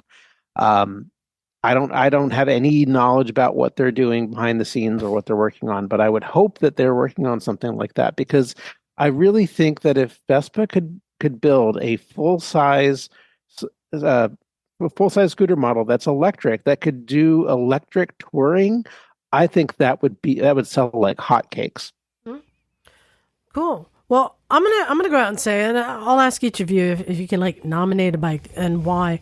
I'm gonna say that I think the bike that stands out the most to me of really I think would benefit from having an upgrade would be we mentioned the XR650L. I don't really see its purpose in life anymore, right? You can get the CRF if you want a trail bike that's pretty decent and has lots of perks. But it's competing with the Tenere 700, the 690 Enduro, the Husky 701. It's not really competing against. It's competing against the KLR and the DR. But Honda should be in that market, is what I'm saying. Yes, they're not. That bike, make that the XR 700 right L. Do they have a injection motor? And ABS and 700 twin motor, a parallel? No. The Hornet's the engine in the Hornet, that's a 800. Yeah, twin. So they could step it down. So I mean, other than what do they have in that realm? Well, they have the just announced the Transalp. The Transalp. That's not really the same as this. Is much more potentially dirt oriented. So that's what I nominate. I'm ready to see that bike get an overhaul and be competitive with all these other mid-sized, enduro dirt bikes. Is Harley still making the 883? Yeah, I think so. And the old school air-cooled, or is it the new air, water-cooled engine? Ooh, that's a very good question. We need to have a look at the 2024 Harley range. Yeah, that would be to answer that. That would be set for an upgrade for sure. Well, while you look that up, I see a lot of good in the 883. A lot of people pan them and they say they vibrate and they're slow, but they're okay. While you're looking that up, Emma, what do you want to see upgraded? What do you think is due? I've already said it, and I want to make it clear that I love all bikes. Every single bike on the road brings something to the table. But that S40, that Suzuki, it's done. It really is. I don't see a huge market for it now. It's not like you can upgrade a thumper too much, right? Or do you like the motor and just upgrade everything else? Well, the motor has its roots with the DR650 previous generation that's detuned. It's a 650 with the performance of a 250. Could it be an 800? Wasn't there the Dr. Big? Was that an 800 thumper? Theoretically, yeah, the Dr. Big was an 800 thumper. So what if the S40 became a 800 thumper? That could be with kind fuel of injection. A new Dr. Big would be amazing. Wouldn't it, Dr. Big? But I would worry though, because Kawasaki came out with the new 4-cylinder 400, and everyone was foaming at the mouth over that. But it hasn't really sold that well. Well, I think a lot of people are scared of the complexity. And, back in my day, when I was a whippersnapper, you had a choice of so many 400cc. I have a question for you. 400cc four-cylinder Back in your day when you were riding, dinosaurs. did you just go right through all the horse poop, or did you have to maneuver around We it? kicked it. We kicked it at our enemies. Okay. So Harley only has 3 Sportsters on its website, and they're all that 975. So there you go, tra-la-la. So no 883. Question answered. 883. But no, if you go back to the late 70s, early 80s, you could buy mid-70s Honda 404, lovely jubbly. Mm-hmm. Suzuki did the GSX 400F, which was a darling little thing. Not the quickest, but it sounded great, looked like a little katana. There was a slew of these Italian ones, and everyone was, the 4-cylinder bikes are dead. Small 4-cylinder bikes, the twin is king. Right. And then Kawasaki came out with a 4, and I think it's an amazing little platform, and it revs to what, 18,000, 20,000? It's heavily detuned for the U.S. market, though. Well, so of course, you have they to always get it are. That could be uncorked. fixed. Yeah. So I'm unclear. What are you nominating? I am nominating the S40. Which is not a 4-cylinder. No, The single. The single. Okay. The S40. And what do you want to see them do to it? I would love them to go back to their roots. Dr. Big, do a fuel-injected 800 Cruiser single with really updated styling. Really updated styling. Something along the lines of a Rebel. Be using the Dr. Big engine with fuel injection, and at the same time, the other stinker, which, I love them, but the DR650 is getting so fucking long in the tooth. Yeah. So same engine in both. Slightly higher, I see what you did there. higher tune on the engine, almost like the original DR Big specifications. Yeah. Again with fuel injection as a dirt bike. It'd like be that. a no-brainer. It's a twofer. How much heavier would that motor be? It's lighter. It's lighter. See, I don't know why the Kawasaki didn't put that twin in there, the 650. So what do you want to nominate, John? Well, I'd like to see the the DR or the KLR. I like the KLR. Wait, the KLR already had an upgrade. No, it's not good enough. Oh. What they need to put that Ninja 650 motor into the KLR, make it dirt capable. Well, that would make it a KLE. That's a different bike completely. That would make it a KLE. That's what it needs. It needs 6 gears in that twin motor. Because you know that Europe got that bike back in the day. I know. They had the KLE 500. They could put the Versus engine in there. Yeah, still that's have it what- be a the same 650. engine, isn't it? Yeah. No, well, Yes. Yeah. but yeah, it's still a 650 then. Yeah. But I like the 650 class. I think there's. so you're just saying, well, I don't. that would compete then with the. Can You you could make- bump it to a 7 and compete with the Tenere 7 then. You know what? I'm making the rules up as we go along. As- I'm going to say as you that do. doesn't qualify because I think something at the heart of a model of a bike is how many cylinders it has. If you're changing the cylinders, you're changing the bike completely. Right? Well, that's true. So to say, I think they should take the KLR and put a twin in it, I think you're making a completely different bike.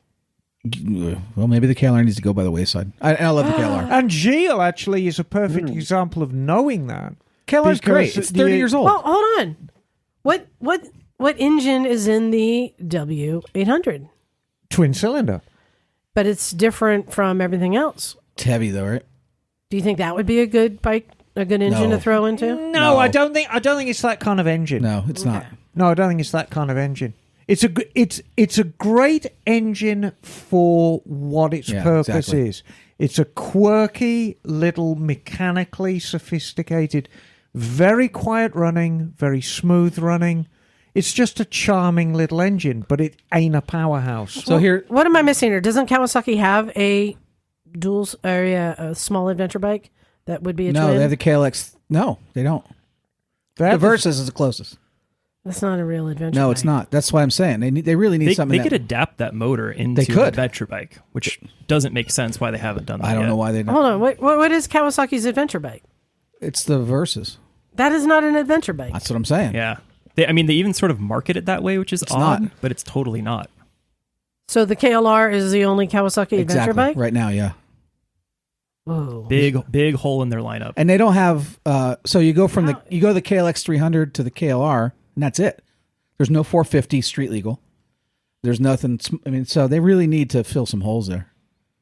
All right, so you're nominating the KLR. But I don't know. The other thing I would potentially nominate is the XT250 needs to be upgraded also. Yamaha has a hole in the low end. Yeah. So they've got the WR 450, Right. but nothing street legal now. They used to be street legal. They're not street legal anymore.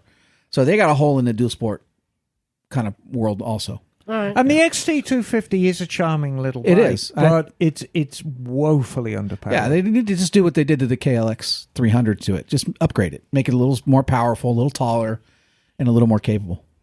All right, so Josh, what do you think? What do you want to nominate?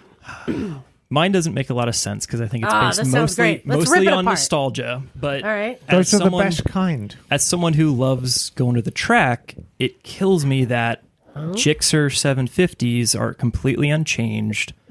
They don't have ABS, traction control, anything, and they're The basically new ones don't have any of that? no, they're unchanged. Wow.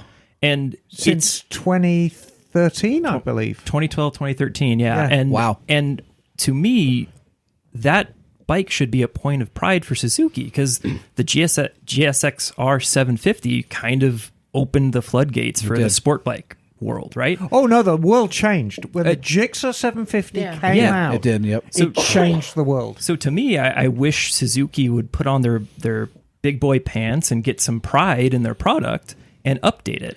And Is the thing industry at a point where they're like, that's it's not the worth thing. it anymore? Well, because you, it's you electric? see a lot of the manufacturers filling the void left by the 600 class with parallel twins, Right. Which are fine, like the Aprilia 6 what's the The 660. 660? Yeah, the Triumph has the 690. Yeah, and they're very popular on the track, but they don't have the top end for really fast track riding. You still see people on Gixxer 600s, 750s, CBR 600s, R6s, but those are all going by the wayside. Now, doesn't a lot of this is really controlled by the racing and the R&D coming out of that?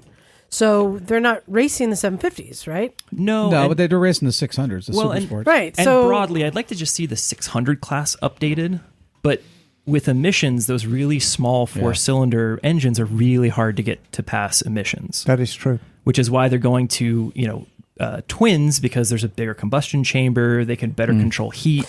because the big Gixxers are all modern. They're the leader bikes. They got everything. But so you're saying they've left? I think they left it behind because there is no racing. There's no development there. There's no development, and frankly, I think a big part of it's just emissions are so expensive to hit on those small engines. And I could be totally wrong, but No, I think you've got a valid point. And I think the mistake Suzuki made, and they made it a long, long time ago, was making the 750 and the 600 essentially the same bike. Right. And so when the 600 market went away, it really ravaged the 750 market as well because they were considered interchangeable bikes. So I think it hit them a lot harder than maybe the other manufacturers. And I mean, maybe the only reason they're still doing it is because of the class. But I'm as annoyed with them as you are, Josh, because to me the Gixxer 750 it's the pivotal race rep bike. Aren't we almost to the point where it could be a retro? Yes, you could. Because they have all these modern retro bikes. The Gixxer 750 could be a modern retro. well, that Yamaha, the GP. The one they just showed. that thing's beautiful. Not coming to the US. So, Josh, here's an idea Stupid. for a Gixxer 750. all the modern accoutrements with the ABS, traction control, everything. And you do it in old slingshot colors. Yeah. And you can even do it with round headlights with a little nostrils either Slab side of it. sides. Slabby maybe, but in retro colors, and do some, do the, the sack stickers on it, everything. The problem is, I think in the U.S. market, I don't think people would buy a 750. I think they want leader bikes or nothing. And that's where the nostalgia comes in, Yeah. right? The 600 class is kind of dead. Like new Yeah. riders, Yeah. because in the late 90s, early 2000s, a new rider would jump on a 600. Exactly. Well, and look how well the 400s are performing now. I mean, the Ninja 400 is... Oh, there are It's a great people track at the bike. top end of A class passing leader bikes in the corner on a Ninja 400. I believe it. Yeah. It's amazing. I mean, look what Yamaha did. They still did the R6, but only for track. Yeah. And the R7 is also a pretty competent track bike too. So It's a twin, though, right? it's a twin. Yeah. And that's the thing. That's where the nostalgia comes in. I miss... Can't rev it out, like- in 10 or 15 years, you might not hear that really high-pitched whine of a 600 4-cylinder screaming around. Oh, it's like a Banshee. I Yeah. mean, Yeah. there's nothing like the sound of a small capacity 4 being wound out. Nothing like it. Interesting. Now, Gilles, as a newer rider, do you have a bike that you would like to see have an upgrade? Do you have an opinion here? No, I only care for my own bike and everything else. That's a is, good answer. You just want them to one-woman man get right rid there. of that tall pipe on the scramblers. I don't understand how anybody can stand having anything else but what I have. It is unacceptable. Well, it's very smart because it's like you're married. And It's you're the saying- honeymoon. I'm guessing you're it's in the honeymoon. You're in the honeymoon period, Gilles. Yes. Yes. I'm guessing that. I'm in denial, maybe. No, not at all, darling. Not at all. The W800 is a fine motorcycle, and what have we got? Oh, Emma. It's a great motorcycle. No. Emma, this is that behind the scenes thing you're not supposed to talk No, I about. know. I'm saying nothing. May I offer one sort of general upgrade for the entire industry that I'd like to see? Oh, yeah. Yes. Let's hear it. So 3 wheels. every... Oh, God, no. Now my collarbone couldn't take that. You see these new releases of bikes every year. You see it with the GS where they went up to the 1300. The KTM adventure bike is what, 1390 now. All these bikes are Yeah. getting more and more powerful, bigger and crazier. But since you brought up the KTM, the 990 is back. But the 990 That's middleweight. That used to be because the the big 990 weight. Not crazy. 750 used to be a big bike. became the 1090 and the 1190 and the 1290 and 1390. Now I think the 690's become the 990. Well, the thing that's like, and I get it that it's just a natural progression that you want Exactly. bigger, you want more power, but at some point, for 90% of riders, no one's going to be able to put down 160 horsepower Exactly. of knobbies. What I want to see, which I would love to just go into a board meeting and one of the big threes, I don't want more power. Make it lighter. Exactly. Shave some weight off of it. And it's just crazy to me that that's not something, outside of the dual sport realm where they're squeezing out crazy powerful, very capable bikes in a lightweight package. I think it keeps a lot of new riders away. Like even the Ninja 400, it's not a super light bike. Though that drives price up. To be light, you have to pay. It's expensive. It is. However, I would also argue that the R&D to develop these bigger motors that are emissions compliant, it's expensive too. So They sell more, though. Yeah, Yeah. and if you have a bike where the end product, so we know that a liter bike, the price point's about 12, 15 grand for a cheap end liter bike, and there is profit margin in that. If you're 400, what's the price point for a 400 I these think days? it's like 7. Yep. There ain't as much profit in No, that. there's not. So you've got more money. And you can't push that price any higher because people won't buy them. No, exactly, because it's very, very competitive.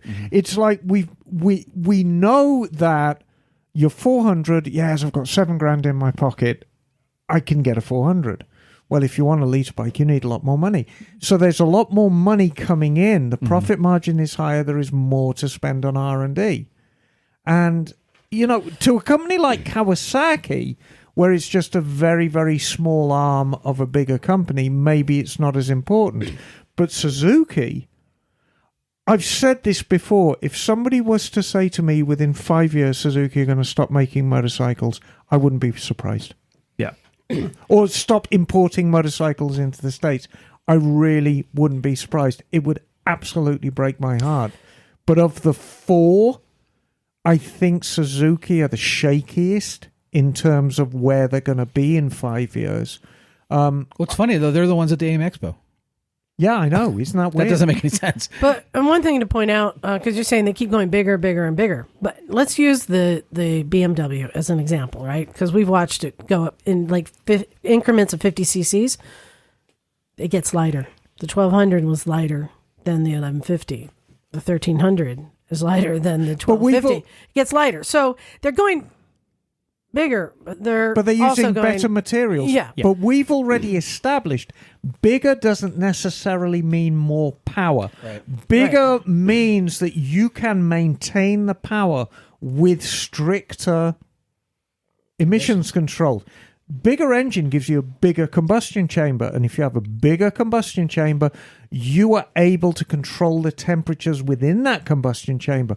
All modern bikes, the combustion chamber temperatures would put the fear of God into a 1950s engineer.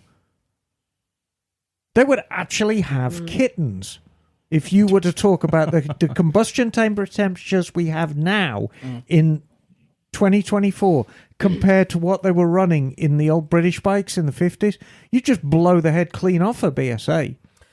Well, and one of the reasons they do this is because it sells bikes. People want bigger is better, which is why, did you realize, and we brought this up earlier, Yamaha has announced they are coming out with the new and improved PW51. No, I'm kidding. Actually, you were like, I'm going to go get one. Yeah, you wiggled my jimmies there. That wasn't fair. I did hear a rumor of a new DRZ in 25. Yeah, really? Yeah, I just read it before, yeah. Someone, I hear a car alarm. Yeah. Is somebody trying to break into your voiture, Liza? No. Well, I have to. Well, I want to get to a bunch of emails because there are some topics that are coming up. But the first one, this is one is coming from our friend Ian, and he sent it. Oh, Ian Vanek, Howardian. Howardian, and he sent it audio, and he says, "Hey Liza, attached. I sent an audio recording of a Supercross race report I recorded just for you. Keep making an awesome podcast." So he sent us his Supercross update. You want to hear it? Yes. All right. This week in Supercross, the tour stopped in Glendale, Arizona, where Kickstart Kenny would find himself on top of the box. Aboard an RMZ 450, Jed Lawrence placed third aboard an HRC Honda, enough for the points lead and the red plate. His brother Hunter would finish fifth. Eli Tomac, Jason Anderson, and Cooper Webb all had exceptional rides. In the 250s, Nate Thrasher was leading until he crashed in the rhythm section, and the race had to be red flagged. After the restart, Levi Kitchen and Jordan Smith were battling it out, but it would be RJ Hampshire who was victorious. This has been your Supercross 30 Seconds.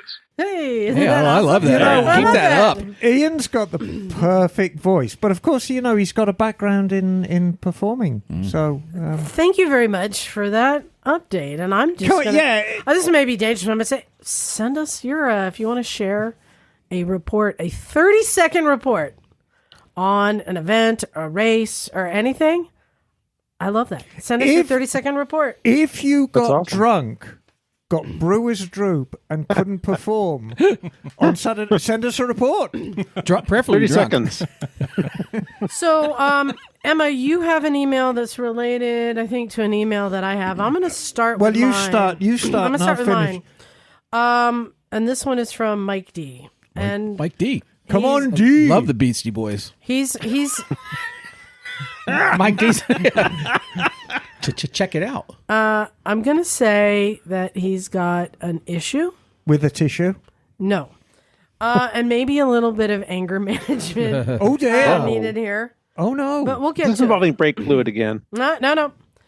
And it's Emma, this is why that Laguna Seca lawsuit is BS. Oh. Yes. This is about the Laguna Seca lawsuit, which we have a little bit of an update on. And he says, my reason that the Laguna Seca McMansion owners bunch of shit lawsuit against Laguna Seca is a bunch of shite because these shite heads, McMansion owners, represent that segment of our society that cares less for history or what was there before they arrived. They are the same people who would complain about the following. a loud pipe passing them for 3 frigging seconds out of their day, yell at kids for playing stickball in the street, Get off my lawn! play golf, proceed to tell you about the guy who was killed on a motorcycle after you mentioned that you ride, play golf, Motorcycles. watch reruns of Elf, wear love friggin' hearing Elf. aids, and they play friggin' golf. These are the people that complain about things like this. I think he's got a little bit of an issue. It's concise, though. Take a gummy, relax. So, No, he's absolutely I think right. you have He's one there, right there. Touchdown. Don't read it yet. I wanted to share my update that I shared with you. So we somebody sent me a video that's been going around. I don't know if any of you saw it. Careful, Liza. I know. About Careful. simmer down. About the Laguna Seca lawsuit. And this is a YouTuber that did some research It's got to be right there.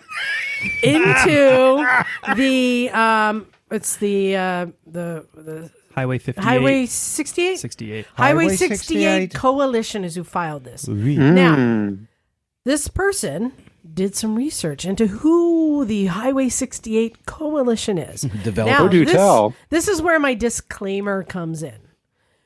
I don't know how valid this guy's research is. It No might fact it checking. might be 100% on, but I will say it reeked of conspiracy theorist YouTube channel. Tinfoil hat. I'm just going to say it was that same kind of thing. He may be spot on, or it may be conspiracy theory. I don't He may have got rays from space through his dentures that caused him to talk this way. Or shot with a I'm Jewish just saying. space laser. But he did some research, and even though he could not find a name specifically attached to the Highway 68 Coalition, he found other lawsuits filed for other things locally that had very similar use of language, and found it all to be from one person who lives near and grew up near the racetrack.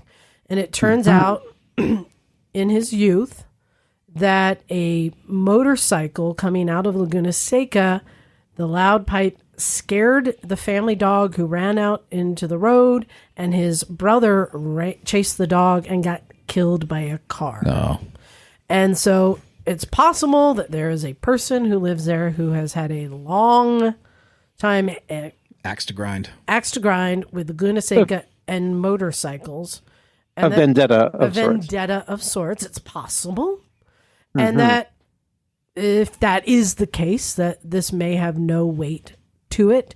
I don't know the status of all these other lawsuits that he has filed for different constructions and just different stuff. He's somebody who's just creates a lot of lawsuits. What would be the fiscal impact of shutting that track Oh, it'd be on the Monterey huge. area? It'd be huge. income? Yeah, all the cars and everything. I think I read that it was a $250,000 to the county every year, Oh, easily. or $250,000,000. Oh, Yeah. $250,000,000 sounds Yeah, more right. yeah. So Yeah. it may not actually be the McMansion owners that we assumed it was, which we did say. I did say, I assumed it was all these people Well, buying these big houses near the track complaining. They I'm just may saying. be jumping on board too. They may be, You never know. but we don't know, and it may Yeah. just be one person. Emma, did Maybe. you had an email there? So there is a term for this. American law is very, very convoluted, but there is a term called a vexatious litigant, and a vexatious litigant is somebody who basically pulls all kinds of lawsuits against people. It's a bad thing. So if this gentleman or lady gets labelled a vexatious litigant, Yeah. based on this and historical precedent from things in the past, we should be golden. Anyway, so I have a hair. By the way, your hair is banging today. Yeah, thank it's you. very It looks great. Bonnie Raitt. Oh, thank you, sweetie. Sorry. Thank you. I noticed that too. I'm Yeah, glad this you looks said that. great. Oh, Yeah. thank you. I'm going to take it You're all. blushing. I never seen you blush before. Tra-la-la. I love my hair. This is from Alex G. Hey, Alex. And he's from Pennsylvania. Dear Misfits, hello from Pennsylvania. It's been a little bit since I've had time to write, but your most recent podcast really struck a chord with my wife and I. If I may, just for a moment, say that as a V85 TT owner, I know the bike isn't perfect, but it's perfectly lovable. I've ridden several R1250 GSs, and they always feel a bit boring. I just can't help think that they were designed in a perfect office with perfect, intelligent, glasses-wearing engineers that make sure everything is in the correct place, rather than a cafe by stylish people on their third espresso where every detail gets a chef's kiss. So, the thing is about BMWs, and they've been doing this for years, I do like BMWs. But when you sit on one, it is alles correct. You have to sit on it correctly, you hold the bars correctly, you put your feet on the... I will say it forces you into an ergonomic position. Yeah. And having owned multiple BMWs, I was surprised first time I rode one, it put me into this, felt like an awkward position. Right. That suddenly I realized I had no stress on my elbows, wrists, and shoulders. And I was like, oh, it's forcing me. I think it works. It works. I believe in the ergonomics that they put into their bag. I think the next film that we make, Liza, we should include a dramatic recreation of a BMW motorcycle board meeting where we all look like Dieter from Saturday Night Live and, hello, Klaus, you are angular and beautiful today. What are we going to design? Anyway, but for real, I found the V85 TT to be absolutely fantastic. I agree, it completely gets under your skin and into your heart, and that's right where it belongs, which is largely true. Now, on to the issue of the moment, Laguna Seca. Yeah. As Miss Emma would probably say, definitely say, the complaining of the new nearby residents is complete babbling from the sickbed. And it is. Honestly, you've got to have some nerve to move in next to something like that and then complain of the noise. Did they not know when they... hang on, I'll get there. Did they not know when they were building or buying? Sorry, the only... I could get the back. Oh, yeah, here we are. Sorry. The only day they could get their pilot to fly them in to look at probably was on a Wednesday when the track was probably being prepped for the next weekend. But they tried to show that they're adults and they should know better. I would imagine that Laguna Seca brings in quite a tax base for Monterey County. It does. In people going there and spending money, let alone surrounding businesses in the nearby area, they get reciprocal patronage from those attending events. Yes, they do. But I don't know for sure, so that is hence hearsay. Well, it's not. I mean, the fact is, Laguna Seca brings in a ton of money for Monterey County. And people that have money to spend, too. Yeah. And generally, the Central Coast in general. I think coastal California should be incredibly proud of Laguna Seca and its legacy, its worldwide legacy. Mm-hmm. So we need to protect this place at all costs. Anyway, what I do know is that people who complain like that tend to be the dreariest and most depressing Kens and Karens who haven't got... They probably play golf as well. Who haven't got an ounce of true bollock and need to force their way into the lives of others in order to make them feel small because it makes them feel big.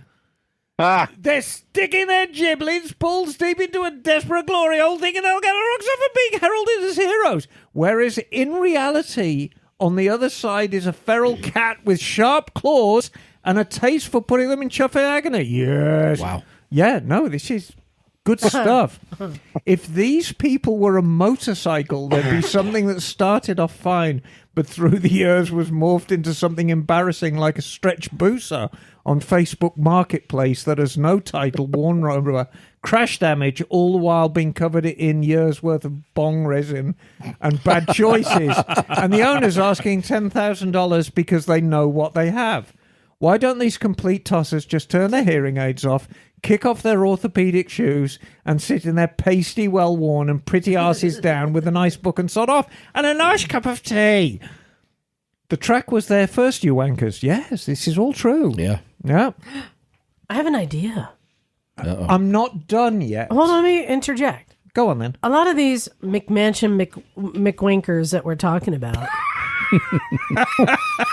So their name would be... Hold on. Karen and Kevin McWinker. They have kind of nice cars, wouldn't you say? Yes. Yeah. Odds are they might really enjoy a day on the track. Oh, God. No, and I mean, Ooh, give them a free track day coupon. Hey, That's what I'm saying. It'd be great for the local repair shops. Insure. this has been And tried diapers. in the past. So, back in the day in England, I was known as being something of the host of banging parties. And my method... Hold on. Well, parties where they were Hold on, banging hold or on. banging parties. What? Huh? Banging parties, meaning they were quite good parties. Was there a dish of keys involved? No, not that kind of Okay. banging. Was there a lot of lube? No, not that kind of banging, but just generally... Not that kind of lube. Yes, exactly. Were there drums involved with this? The method I always used for the parties was I'd organise a party and write, it's going to be on this date, and then I would dutifully go around all the neighbours and say, well, I'm having a party on Saturday night, and you're very welcome to come along. And nobody ever did, and everyone complained anyway. So I don't think a track day for your wretched Toyota Camry will work. I used to do that when I played music, and I would have these big like jam parties, and everyone come in. Yes. And I invited the neighbor, like if you like come, she showed up with a harp Right on. to our jam Wow. session. Fantastic. But it sounded good. Anyway, Intermission. so Alex G continues. I know that Laguna Seca is used by cars and motorcycles alike, but as a motorcyclist, I feel we're constantly marginalized by many different groups, and we are perpetually made to stick up for ourselves. So in a way, I feel targeted by this. There's no in a way. I mean, we are. What is going on with Laguna Seca is laughably ridiculous, and I hope that sense and reason come through. If not, I feel it was set a very dangerous precedent. Forgive me if I'm wrong, I've never been to Laguna Seca, but it doesn't strike me as a small little local cart path that exudes noise once or twice a year. This is a world-renowned track, and if these sauerkraut-slurping, nose-picking invalids think they're going to bring down one of racing's great stages, they've got another thing coming. Well, the good news is, Alex, there's a lot of us that feel the same way as you. Thank you for letting me get that out. I feel so much better. Oh, I'm glad you do. P.S. As always, much love to all of you, and thank you so much for the podcast and your efforts to make motorcycling awesome. Well, it's already awesome, darling. We're just letting Making people it know. awesomer. A quick shout out to Johnny Powell, who was on the Misfits New Year's Eve Skype, and his Rabaconda, which saved my huffing and puffing arse in high altitude New Mexico on the scooter Cannonball. Your kindness and grace was very much appreciated. Looking forward to warmer weather where I don't have to live vicariously through any of you anymore, Alex G. Yes, because of course I should imagine it's quite cold in Pennsylvania. In Quebec, right now. too, it's cold. Yeah. Oh, yes. Well, Bagel, I think Yes. you have one that we made another person angry. If you can share from Andy. Oh, let me see here. Have we upset Andy? I upset Yes. Andy.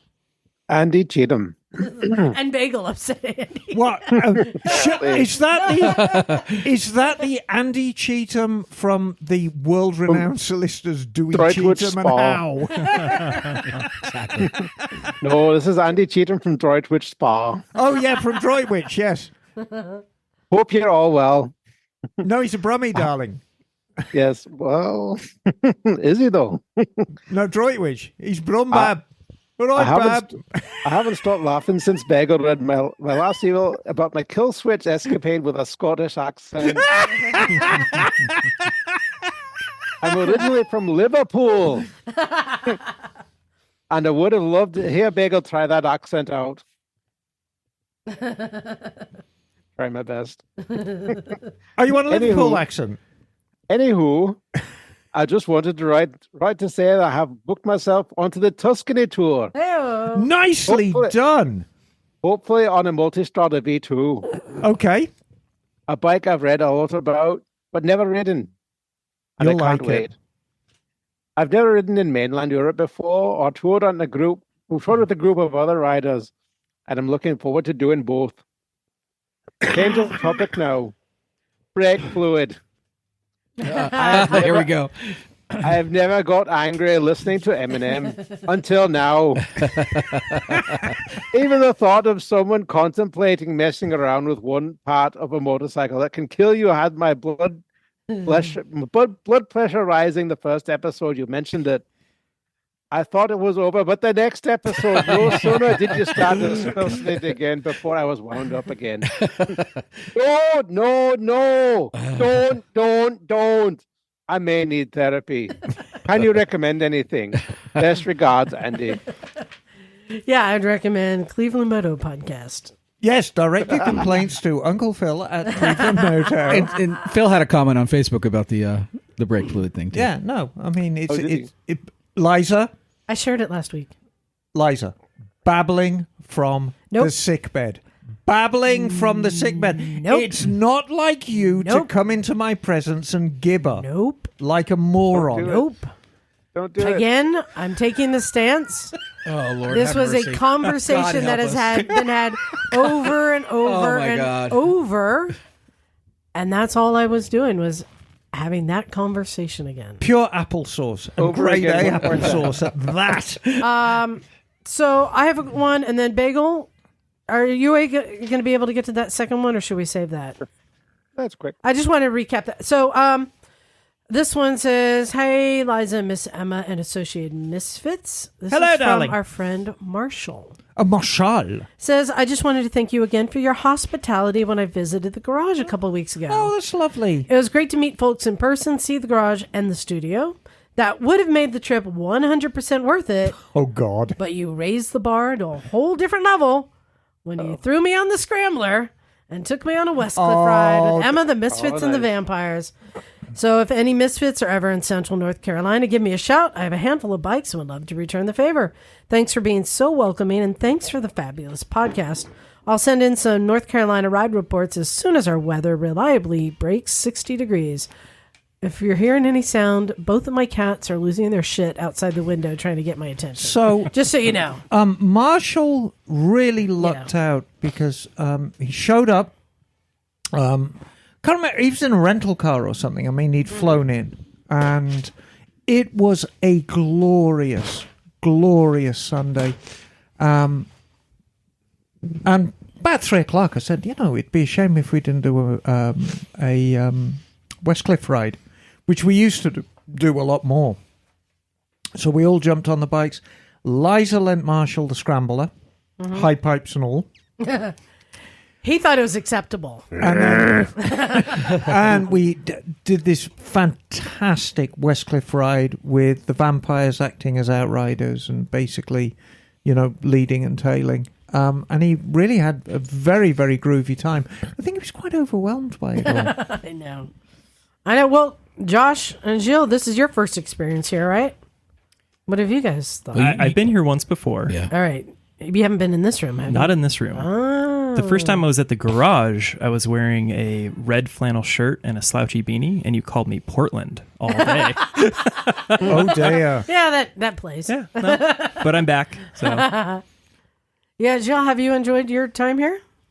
Yes, very much. Oh, lovely. As I mentioned before, the generosity of this endeavor and the people are so nice. You were generous. You brought donuts. There's so much love.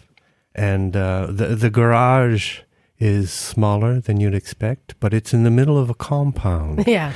And I want the audience to keep this place in mind in case of a zombie apocalypse. You could head this way. And we've got accommodation for everyone, darling. Zombies too, huh? Oh, yeah, especially zombies.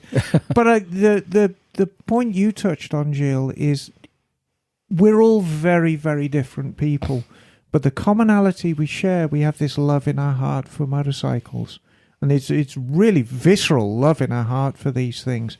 And if you focus on that, it's very, very easy to find friends. It's very, very easy to find common people to hang out with. And we have this thing that binds us all together. when I had my mechanical problems in Texas, I went to a shop for parts and waiting for information, and a guy behind, people would tell me about the time in their life where they went on the long trip and the sharing and the friendliness of. Once I stopped for a break, and I just lay on the grass, and somebody stopped and inquired, "Are you okay?" And so, Yeah, I like that. yeah. It's a Nice. it's a wonderful community. Well, we have one more email to get to. Bagel, and I thought this one was interesting. I think this will be quick, but this is in response to a topic I've brought up, and I think this will be maybe the hardest accent you've tried. I don't know if Scott is from here, but if you want me to Yes, I this in the accent, I happen to speak Dutch. So Oh, this email is from Scott Ross. It is titled "The Solution for High-Powered E-Bikes." And Scott writes, "I know Liza has expressed her concern about high-powered e-bikes. In the Netherlands, the high traffic enforcement has picked up dynos for testing. I was wondering if this was something that could be coming to America."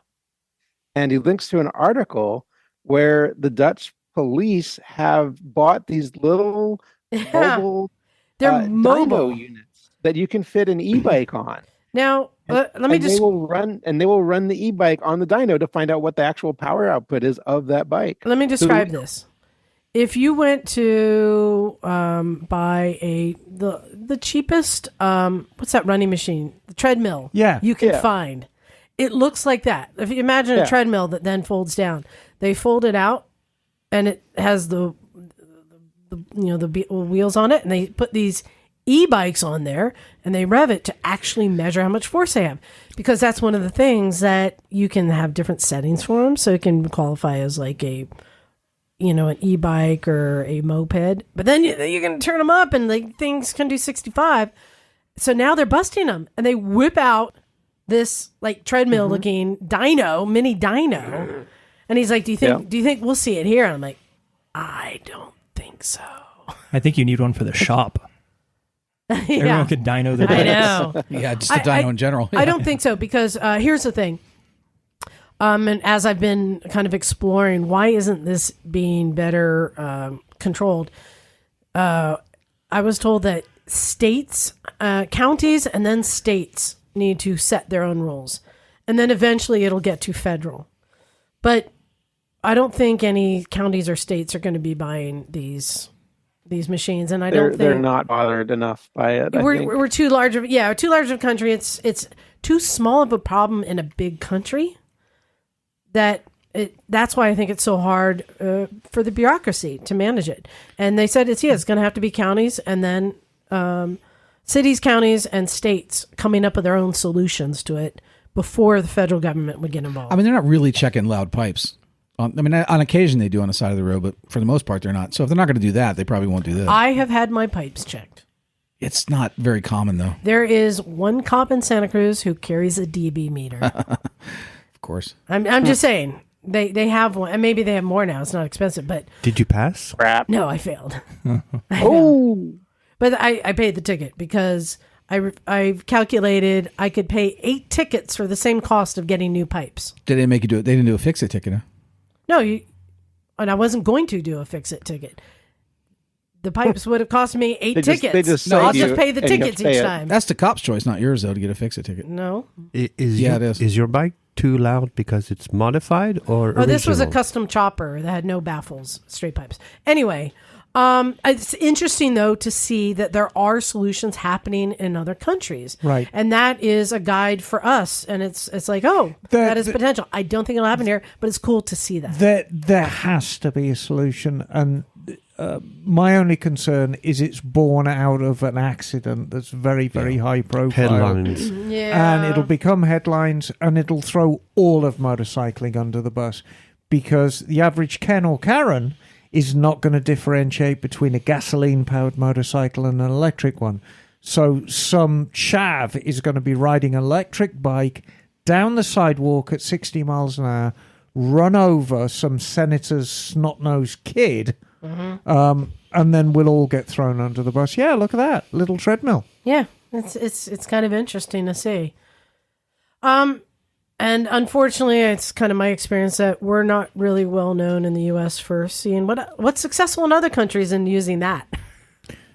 Yeah. No, not really something that we do. No, not really. But thank you for sharing that. I think that is a path there, and I might even share this with my friends at the AMA. Like, hey, look, there you go. There's something to do. Well, I think that brings us to the end. I wonder who won the Super Bowl. Oh, it was tied last time I looked. Oh, you've been checking? Some sports team. It is 16-16 with 9 seconds left in the fourth period. Ooh, oh, wow. Fourth quarter. Oh, good match then. Yep. Interesting. Well. Oh, yeah, 19-16, yeah. Well, I'm pleased to report that after eating 4 bowls of chili, I won the Super Bowl. I can attest to that because I was in the bathroom after you. That was good chili, huh? And just a quick announcement. I said this last week, but I announced that we have the new T-shirt. I don't know if you guys saw the new T-shirt design for our Patreon subscribers. They can go through Patreon and get their coupon code so they can order it for free on our website. I did also put it out there if anyone who's not a Patreon subscriber, $5 or more, would like to pre-order one. I'm offering free shipping right now. And I would like to point out that is an unknown person riding an unknown bike on that shirt. Right. Couldn't recognize him. No, I have no idea who he is. It's Naked Jim. There you go. It's Naked Jim riding a DR350. Exactly. So go to motorcyclesandmisfits.com, click on shop, and you can go ahead and pre-order a shirt and get free shipping.